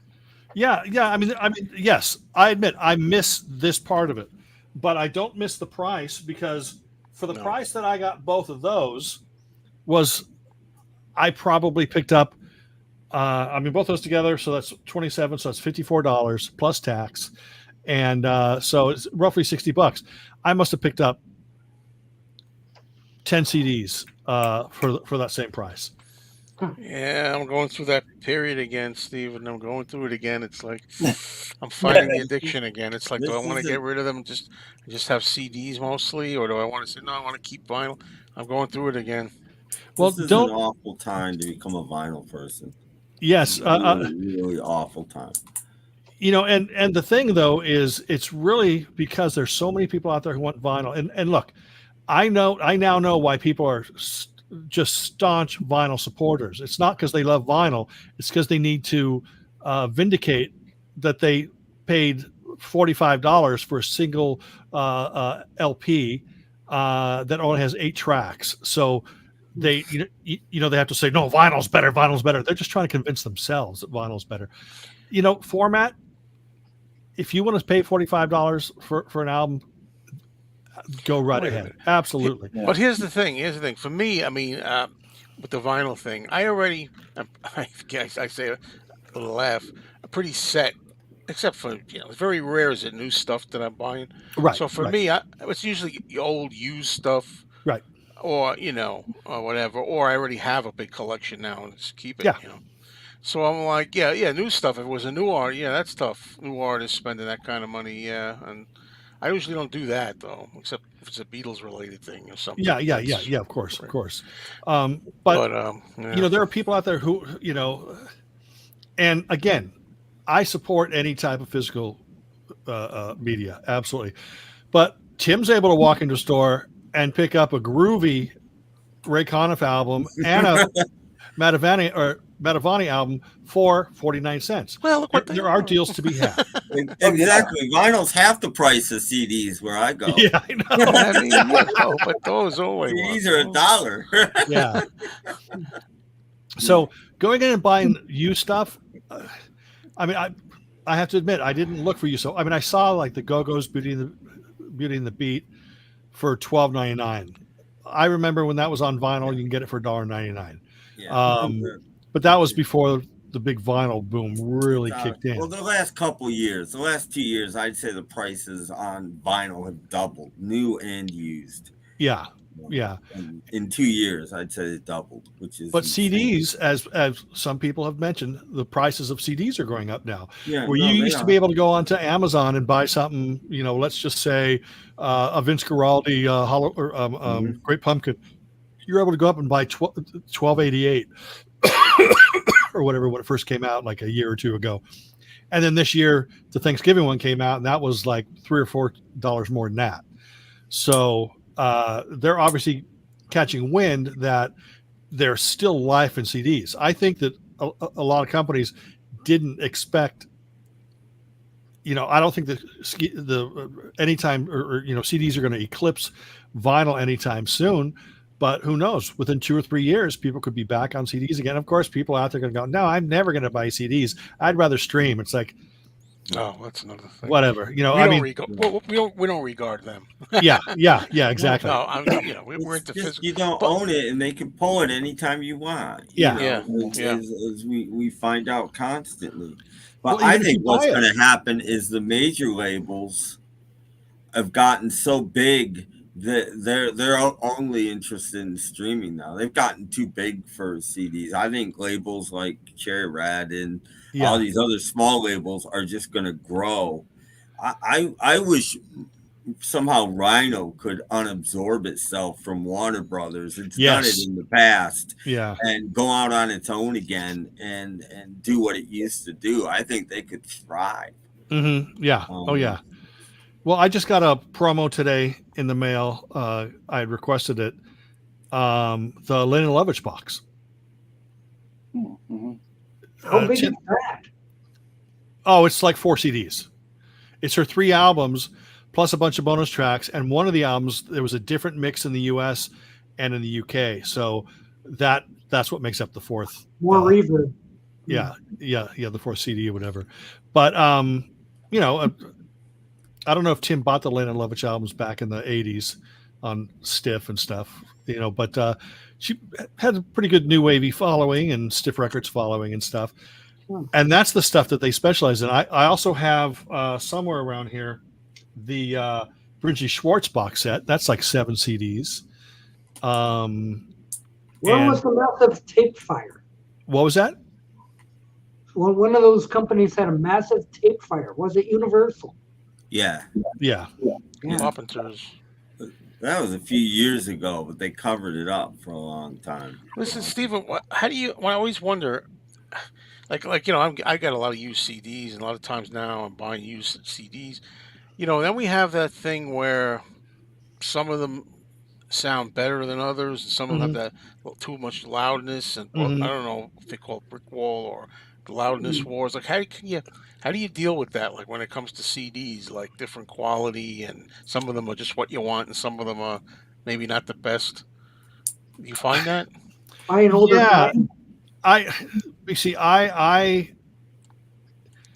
like it's really tough I don't know if you listen to things on iTunes or whatever, but if I throw a bunch of stuff on iTunes, it's really tough when you're dealing with a CD, a remaster that came out last year versus a remaster of a different album that came out 5 years before, and you're listening, and you're trying to go to bed, and you're listening to Doom Chapa Doom Chapa, and then all of a sudden the next song comes on and it's Doom Papa Doom, and it like wakes you up. So I have to deal with that on Ski Lodge when I make my Ski Lodge things. Mhm. I just have to adjust the levels and adjust the volumes, but otherwise it's tough when if you have a 6 CD changer or whatever, you have to keep getting up and adjusting the volume. Yes, it is annoying, but that's a minor quibble in my book. I'd much rather deal with that than a skipping record or the pops and clicks. Records are the same anyway. There's quiet records, there's loud Well, that's records. true. No, but I'm referring more there's to like Disney just as an records. example. Like if you're gonna buy, I mean, like you pick a popular album like Rumors, on CD, and there's so many versions of them, and I have a few of them for whatever reason. I've amassed a few. Yeah. And this one's like, oh man, it's just the whole thing is like too in your face, but another one is better, quieter, or they're like mixed different, produced, mastered different, like that kind of thing. I mean, like the way not between different discs, Right. albums. How do you know which one to get? And Well, usually, like for example, when the Eagles box set came out, and it was not the okay. Now I have the Eagles box set. It's like a 12 CD, has all their studio albums, their live albums, plus a B-sides album, stuff like that. It's all like a box, like that big or whatever. But originally they came out with like a smaller box that just had the albums, and all of them in the box were remastered except for the long run.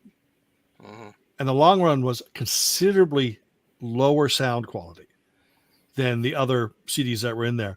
But then they remastered in the long run, so that was louder. So I had to buy that and just have it.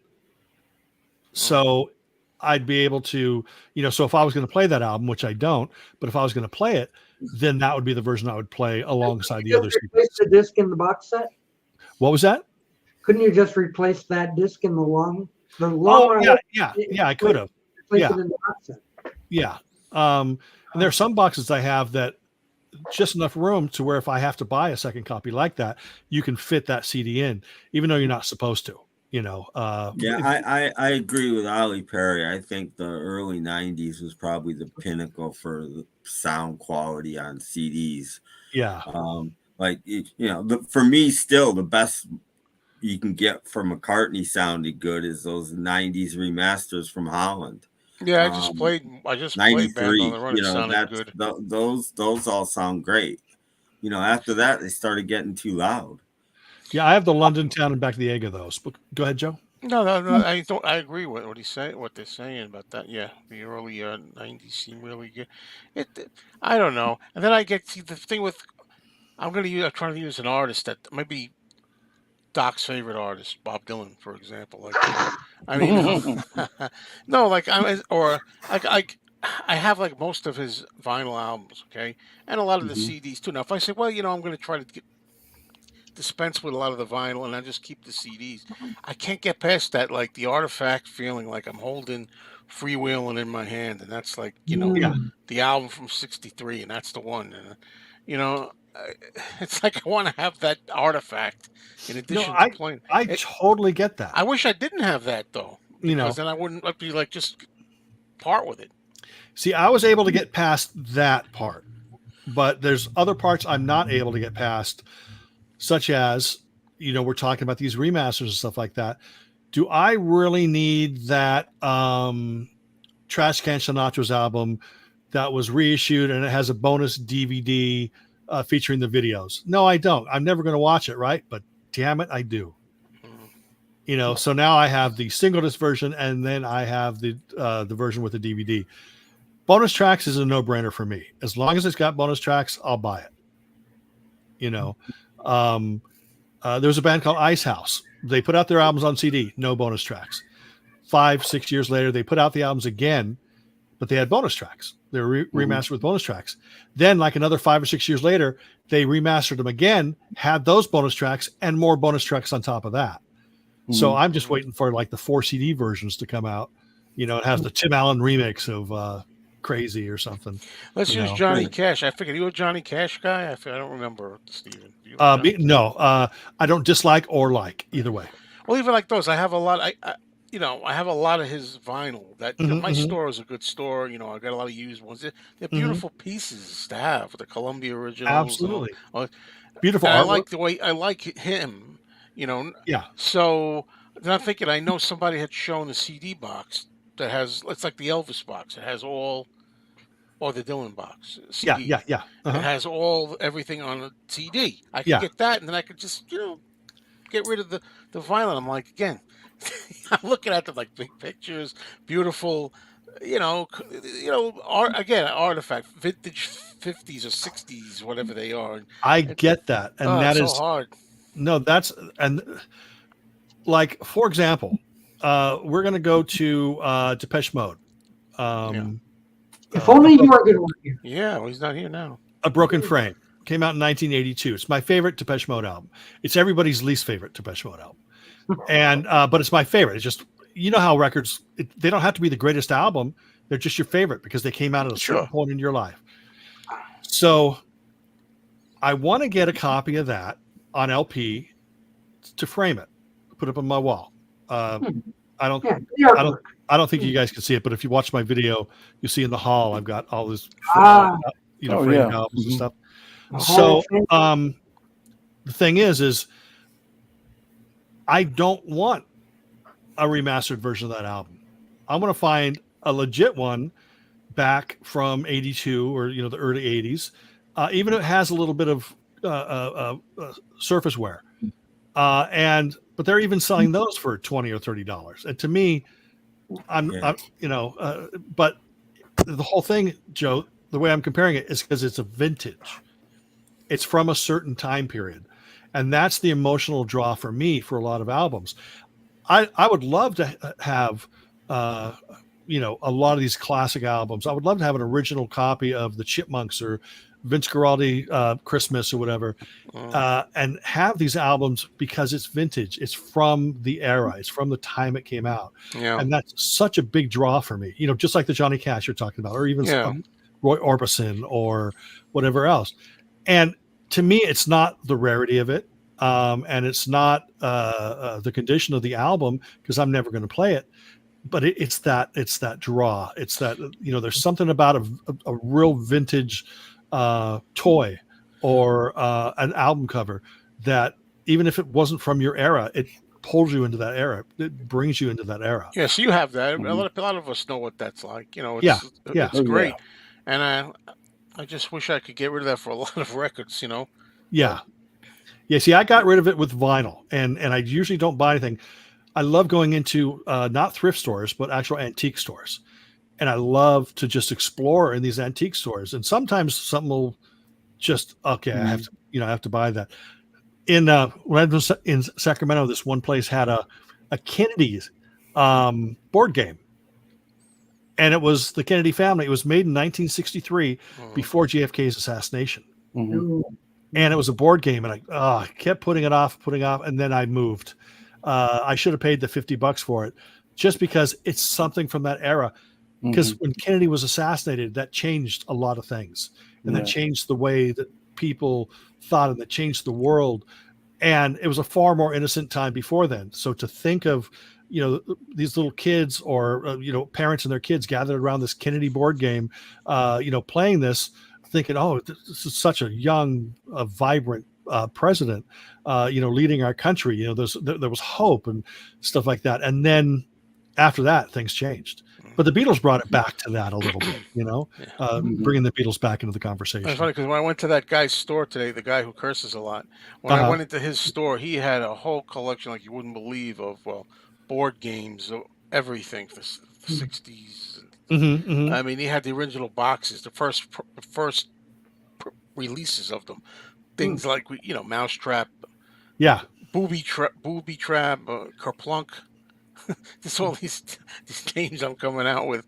Clue, the original box things that and for some reason I'm like, oh wow, I remember that. I want to have that. Yes, yeah. Or even if I don't remember it, like you see, you don't even have to be around then, but it's a vintage from Yeah. the feeling. Like I saw, I don't know what the other day. What did I see? A Ricky Nelson EP at the record store, and I was like, wow, I just want to have that. I want to like own this. I want to have this. Nostalgia is a very, very, very strong thing, and it's that you're filled with such nostalgic feelings if you are feeling that way towards something that came before you. So like let's say for example, Joe, I don't know how old you are, but let's just say for example you were born in 1961.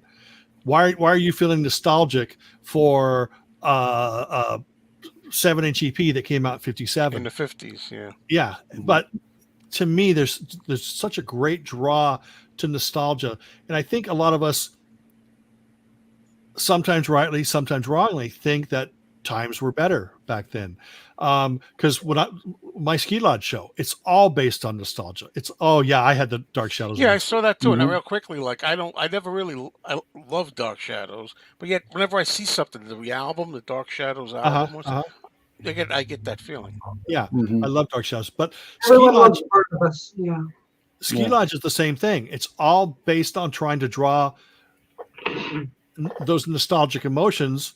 I use my nostalgic emotions to create a playlist that will hopefully draw nostalgic, and I play songs that are obscure. Now, I think probably Tim or Doc, they might know a lot of these songs, more likely to know some of the stuff, or at least the artists more than other people.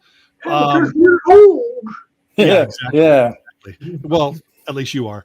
But the but it's just a baby. It's such a wonderful feeling to be able to create a mood, and you can do that by holding a Dark Shadows board game.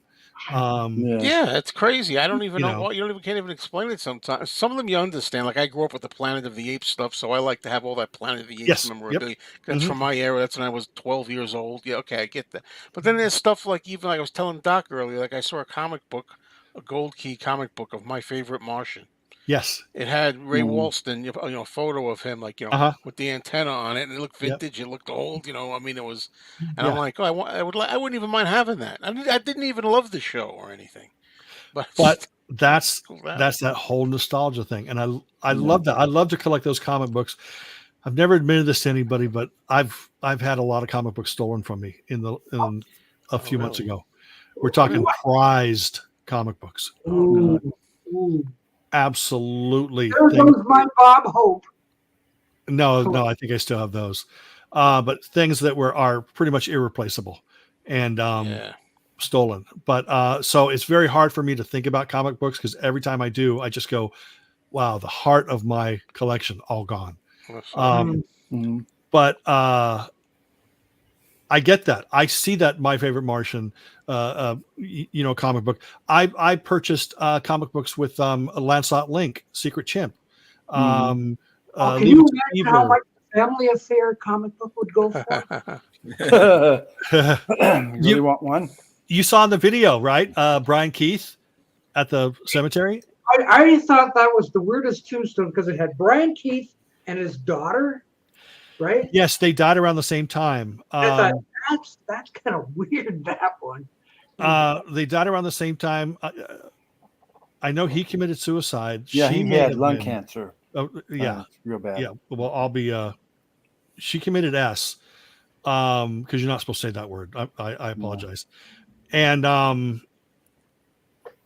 or he did, but I don't remember how she died. She may have done that to herself as well, and that was one of the things, apart from his cancer, that also led to him doing the same thing.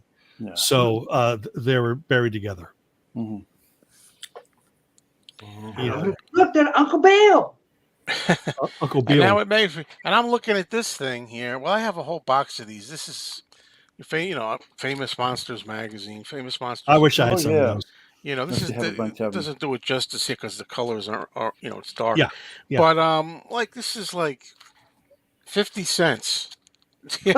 This Yep. was. What about Goon? And this is, I don't know if the year's on this, but it's probably like 60 or 61 or something like that. And I just put it up there. I just look at it, that's it. And I saw one today, the second issue in the store. Ooh. Oh, did you? $200. Yeah. Oh, I saw the Yellow Submarine comic book that still had the poster in it, and they were selling it for $350. Yeah. And it looked like it was in really good shape too. Yeah. But those famous monsters, I love those. That and when I was a kid, I used to buy those and Fangoria. Is that right? Oh, yeah. Yeah. But I always like the famous monsters because that was more classic, where Fangoria seen more special effects. Yeah, that was like these, because that started in '79. Fangoria, I think. Yeah. But these were like started in '58. Famous monsters before I was born, and it's like the original time, the Shock Theater package when they were first on TV in the '50s, and all that kind of stuff. And they were first discovering these, and the monsters. Well, the monsters hadn't even been on yet. Yeah. And the thing about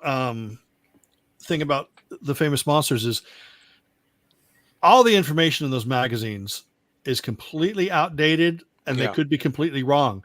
But I would, if I had a stack of those here, I would read it cover to cover.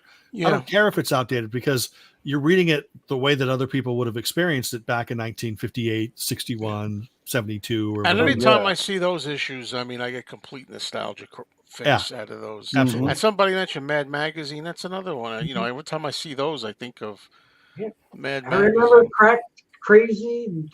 Were there any others? I don't know. Yeah, there were. Crazy, Cracked. I have a book, but I don't think it's around here.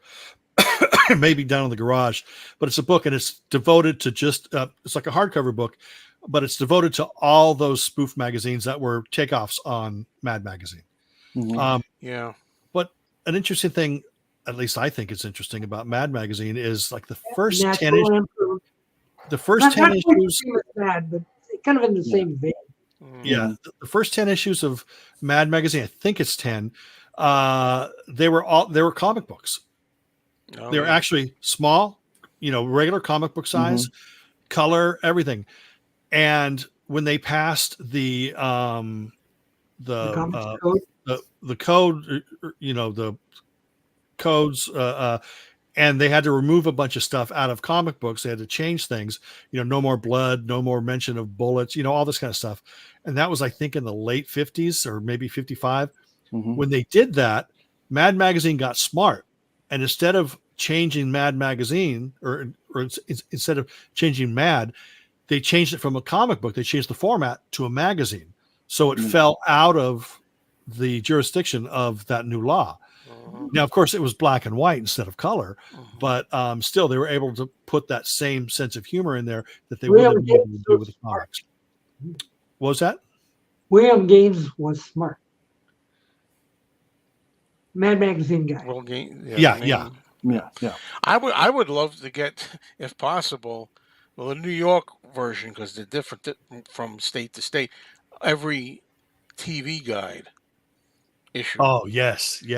Some of those covers are amazing, and they just don't talk about nostalgia, because when we were growing up, you had that, you just would have it on the table, be sitting on the coffee table or whatever, and you see what was Frank on. understands that he has a collection. I kind of remember Record Review Magazine, but I'd have to see a cover, Dan. I was probably buying them all. But Joe, do you remember? I think it may have happened. Could have started earlier than late 70s, early 80s. But do you remember in the magazine, in weekly TV guide, they'd have cheers and jeers? Yes. And I loved every year the fall season preview. Yeah. And you can go through the fall preview issue. Yeah, you can just go through and read about all the new series starting and the series that are coming back, if there's any major changes. Well, actually, if I was going to do that, I probably only want, I don't know, the first year. I probably want, like, what's the first ones? 51 and 2 or something like that? I'd probably only want from, like, the first ones in the early 50s up to, like, 85 or 84. Right, probably right, something right. like that anyway. But Yeah, I remember one time on eBay, they had many years ago. I bought a whole lot of those things, and then I got them, and they were from some other state. They weren't so Oh, it wasn't right. the same programming that I grew up with. I'm like, oh, gee, I didn't Yeah. think that they got to be New York What is issues. what is ABC in New York? It's ABC, but I No, mean no, the top. I mean channel. Well, 7, Oh, it's 7 out there because it's 7 here. What about CBS? 2. Isn't that It's 2 amazing? out here. But the time, I mean, the times were different. The timing was. I mean, look, Right. they No, used to no, have, but and I would always go like, you Yeah. can circle what you're going to watch that week. You know, movies. You go through right, but there the usually, movies that are going to be on. yeah, usually when you go state from state to state, it's not always the same channel. So that's why I'm kind of is NBC Channel 4? Yeah, the channels might have been the same, but the times are different Yes. and things like that were In, different. in some states, networks even varied. Like there'd be shows, or like I remember when I visited my in-laws in Texas, some shows that were on NBC were on like CBS there. Yeah. It Yeah. was really Mm-hmm. weird. The networks weren't completely. They were a little bit homogenous. It was weird. And the conditions of those things, the TV guides have to like vary because those things were meant to. I mean, they were just used and handled, thrown around the house. Yeah, yeah. Coffee cups put on Yes, yes, and yes. everything because they weren't meant to be preserved like like that. But, Well, nothing was. Like you take your comic book and just fold it in half and read it. And yeah. no. Now you got to handle it with white gloves and stuff. I remember distinctly in April '73 grabbing the TV guide that. Well, first off, me and my brother always fought to see which guy was going to read it first. All the articles and stuff like that before and after the listings.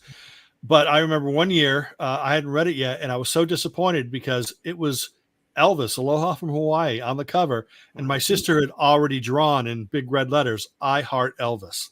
Or no, I mean a literal heart. She didn't spell it out. Yeah, yeah. But and it's like, it's ruined. I can't keep this TV guide.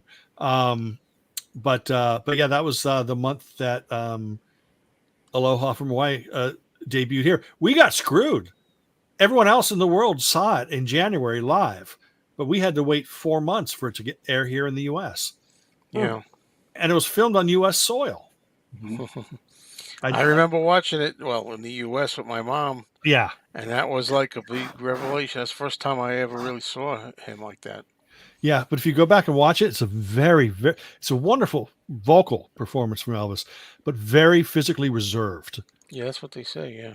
Yeah, he's just kind of pacing the stage instead of, he doesn't do that many of the karate kicks and, but I mean, I think that you're going to find a lot of that in Elvis on Tour, and especially in That's the Way It Is. Yeah. Mm-hmm. Grab your TV guide and blacken out Brian Keith's. Yes. Yeah, there you go. Hey, I'd like to get the cover. There must be a family affair cover. Well, I'm sure there's at least one. Mm-hmm. Yeah, there has to be. When they show the promo on MeTV or whatever family, they show the little the cast of. Brian Keith isn't in it. Well, really? It's got Mr. French, all the kids, and where's Uncle Bill? Yeah, he's not in the promo. He's not in the promo photo. It's weird. I did have a crush on what was her name, Sissy. Oh yeah, Kathy Carver, I think is her real name. Yeah, Garver. Yeah. Garver. Yeah, she was the older. The older sibling. I never understood. So Buffy and Jody were quote unquote adopted. He was actually their real uncle. Right. But what was Sissy? Was Sissy his real daughter, or was Sissy their sister? Yeah. Because he didn't have any kids, and all of a sudden he was saddled with a family. Three. Yeah. A family affair. What a dull guy he was. He was. No, nobody. I don't know why he didn't have any kids. The cats like him. My gosh. Yeah. Uncle Bill wasn't banging anybody. Jeez. No, I think it was Mr. French actually. But John Williams. But when I watch, oh God, I would love to be Eddie and the Coach of Eddie's father with that nanny. Oh, I'm trying to remember. The nanny. Wasn't it Mrs. Livingston? Yeah, Mrs. Livingston. Mrs. Livingston. Yeah. Mr. Eddie's father. What? Yeah, Mr. Eddie's. Mr. Eddie's father. I love that show, and I don't know. I was growing up. I was a Bill Bixby fan because we watched reruns of My Favorite Martian because I think that was on before I was born or when I was very young. But My Favorite Martian, then Courtship of Eddie's Father. He was also in The Magician. He was in Hulk, and Speedway, Elvis movies. Oh yeah, exactly. Yeah, he played a jerk in that movie. I love that movie though. Yeah, he was in a couple of them, wasn't he? Well, actually, the one I'm thinking of is the one where Clambake. Elvis is the rich kid. It's Clambake he's in too. Oh, probably he's the in one. Clambake. Okay, yeah. Oh. Oh yeah, I love Elvis movies. I'm sorry. So do I. To me, they're very much like Jerry Lewis movies. You know how in Jerry Lewis movies, Mr. Eddie's father, I do love that because I forgot that. In Jerry Lewis movies, he's always playing a Myron or a Melvin or somebody with like a really quote unquote nerdy name or a geek name or whatever. And he was the same character, Sydney. He was the same character in every movie. And that's kind of what Elvis was. Elvis was always a Chet, Chick, things like that. He was never a Steve, I don't think, or a Doc. No, Doc. No, he was a Doc and Change of Habit. He was a Deke Rivers. Oh yeah. There you go. But I just take those movies for what they are. They're just fun, quick, dashed off Elvis vehicles, and that's what I watch them for. I don't expect as a high art when I'm watching them. Yeah, I never watched the Elvis movie and go, how come this wasn't nominated for an Academy Award? Because they're not made for that. What they're made for is, look, we have popcorn and candy and soda at the snack bar. Come and get it. And these are the perfect movies to watch. Just like when on some of these live streams, when people get in arguments and stuff like that. Not this one. This is always peaceful, Jesus loving. No fisticuffs. Yeah. And but then you always see those memes of people eating popcorn. That's I could just imagine people putting the stream on pause, going to the microwave, tossing in a bag, and then coming back and just eating popcorn while you watch people fight on screen. True. Yeah. And but that's what Elvis movies were. They were. I've said it a million times. Disco music. Not a big fan of disco music. I love disco music because it was created for people to have fun on the dance floor. And that's it. And that's what Elvis movies were for. Elvis movies are no better or worse than the Apple Dumpling Gang starring Don Knotts and Tim Conway. They're just made for pure entertainment. Now, Apple Dumpling Gang was obviously geared towards younger people, but the Doberman Gang. Remember the Doberman Gang, Joe? Doberman Gang. Yeah, it was like an action type thing. Yeah, that was those were the criminals using dogs as their. Oh yeah, the amazing. That's where they get Doberman from. Yeah. They train dogs to rob a bank, and I loved that movie. I loved Willard and Ben. I loved Frogs and anything with Doug McClure. I can go on all those movies all day. I could talk about. Yeah, anything with Doug McClure. Journey to the Center of the Earth.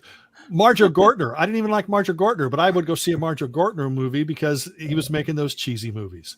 Doug McClure was the Jason Statham of his era. You knew that if it's a Doug McClure movie, it's going to be this kind of movie. You know that if Jason Statham's in it, you know it's going to be this kind of movie. And that's fun. And to me, I don't care if the Meg 2 bombed at the theater. I want to watch it. I saw the first one. It was totally 100% unbelievable. And then you see in the preview, Jason Statham's kicking a giant dinosaur-sized shark in the snout, and stopping him from attacking him. Yeah, I don't think that's going to happen. But it's a Jason Statham and a giant shark movie, and I'm good with that. It's made just to entertain. That's what a lot of bands out there, disco music. There's so much out there just created just for people to have a good time. And even if I'm not having a good time, I love the fact that people dig that stuff, and a lot of 80s stuff was like that too. Sure. Yeah. I had a good And time with, in the and 80s. with that, I have the button on the goodbye button. Yeah, it's getting late. Yeah. It's time. Well, 2 hours just flew by. I'm sorry. I talked It's too much. Okay. I That's gotta, fine. gotta save some time for the next stream because it's near Yes. the end of the month. We'll be back Sunday. We'll be back Sunday. You take care, everybody out there, and we'll see you all. Okay. See you on Sunday.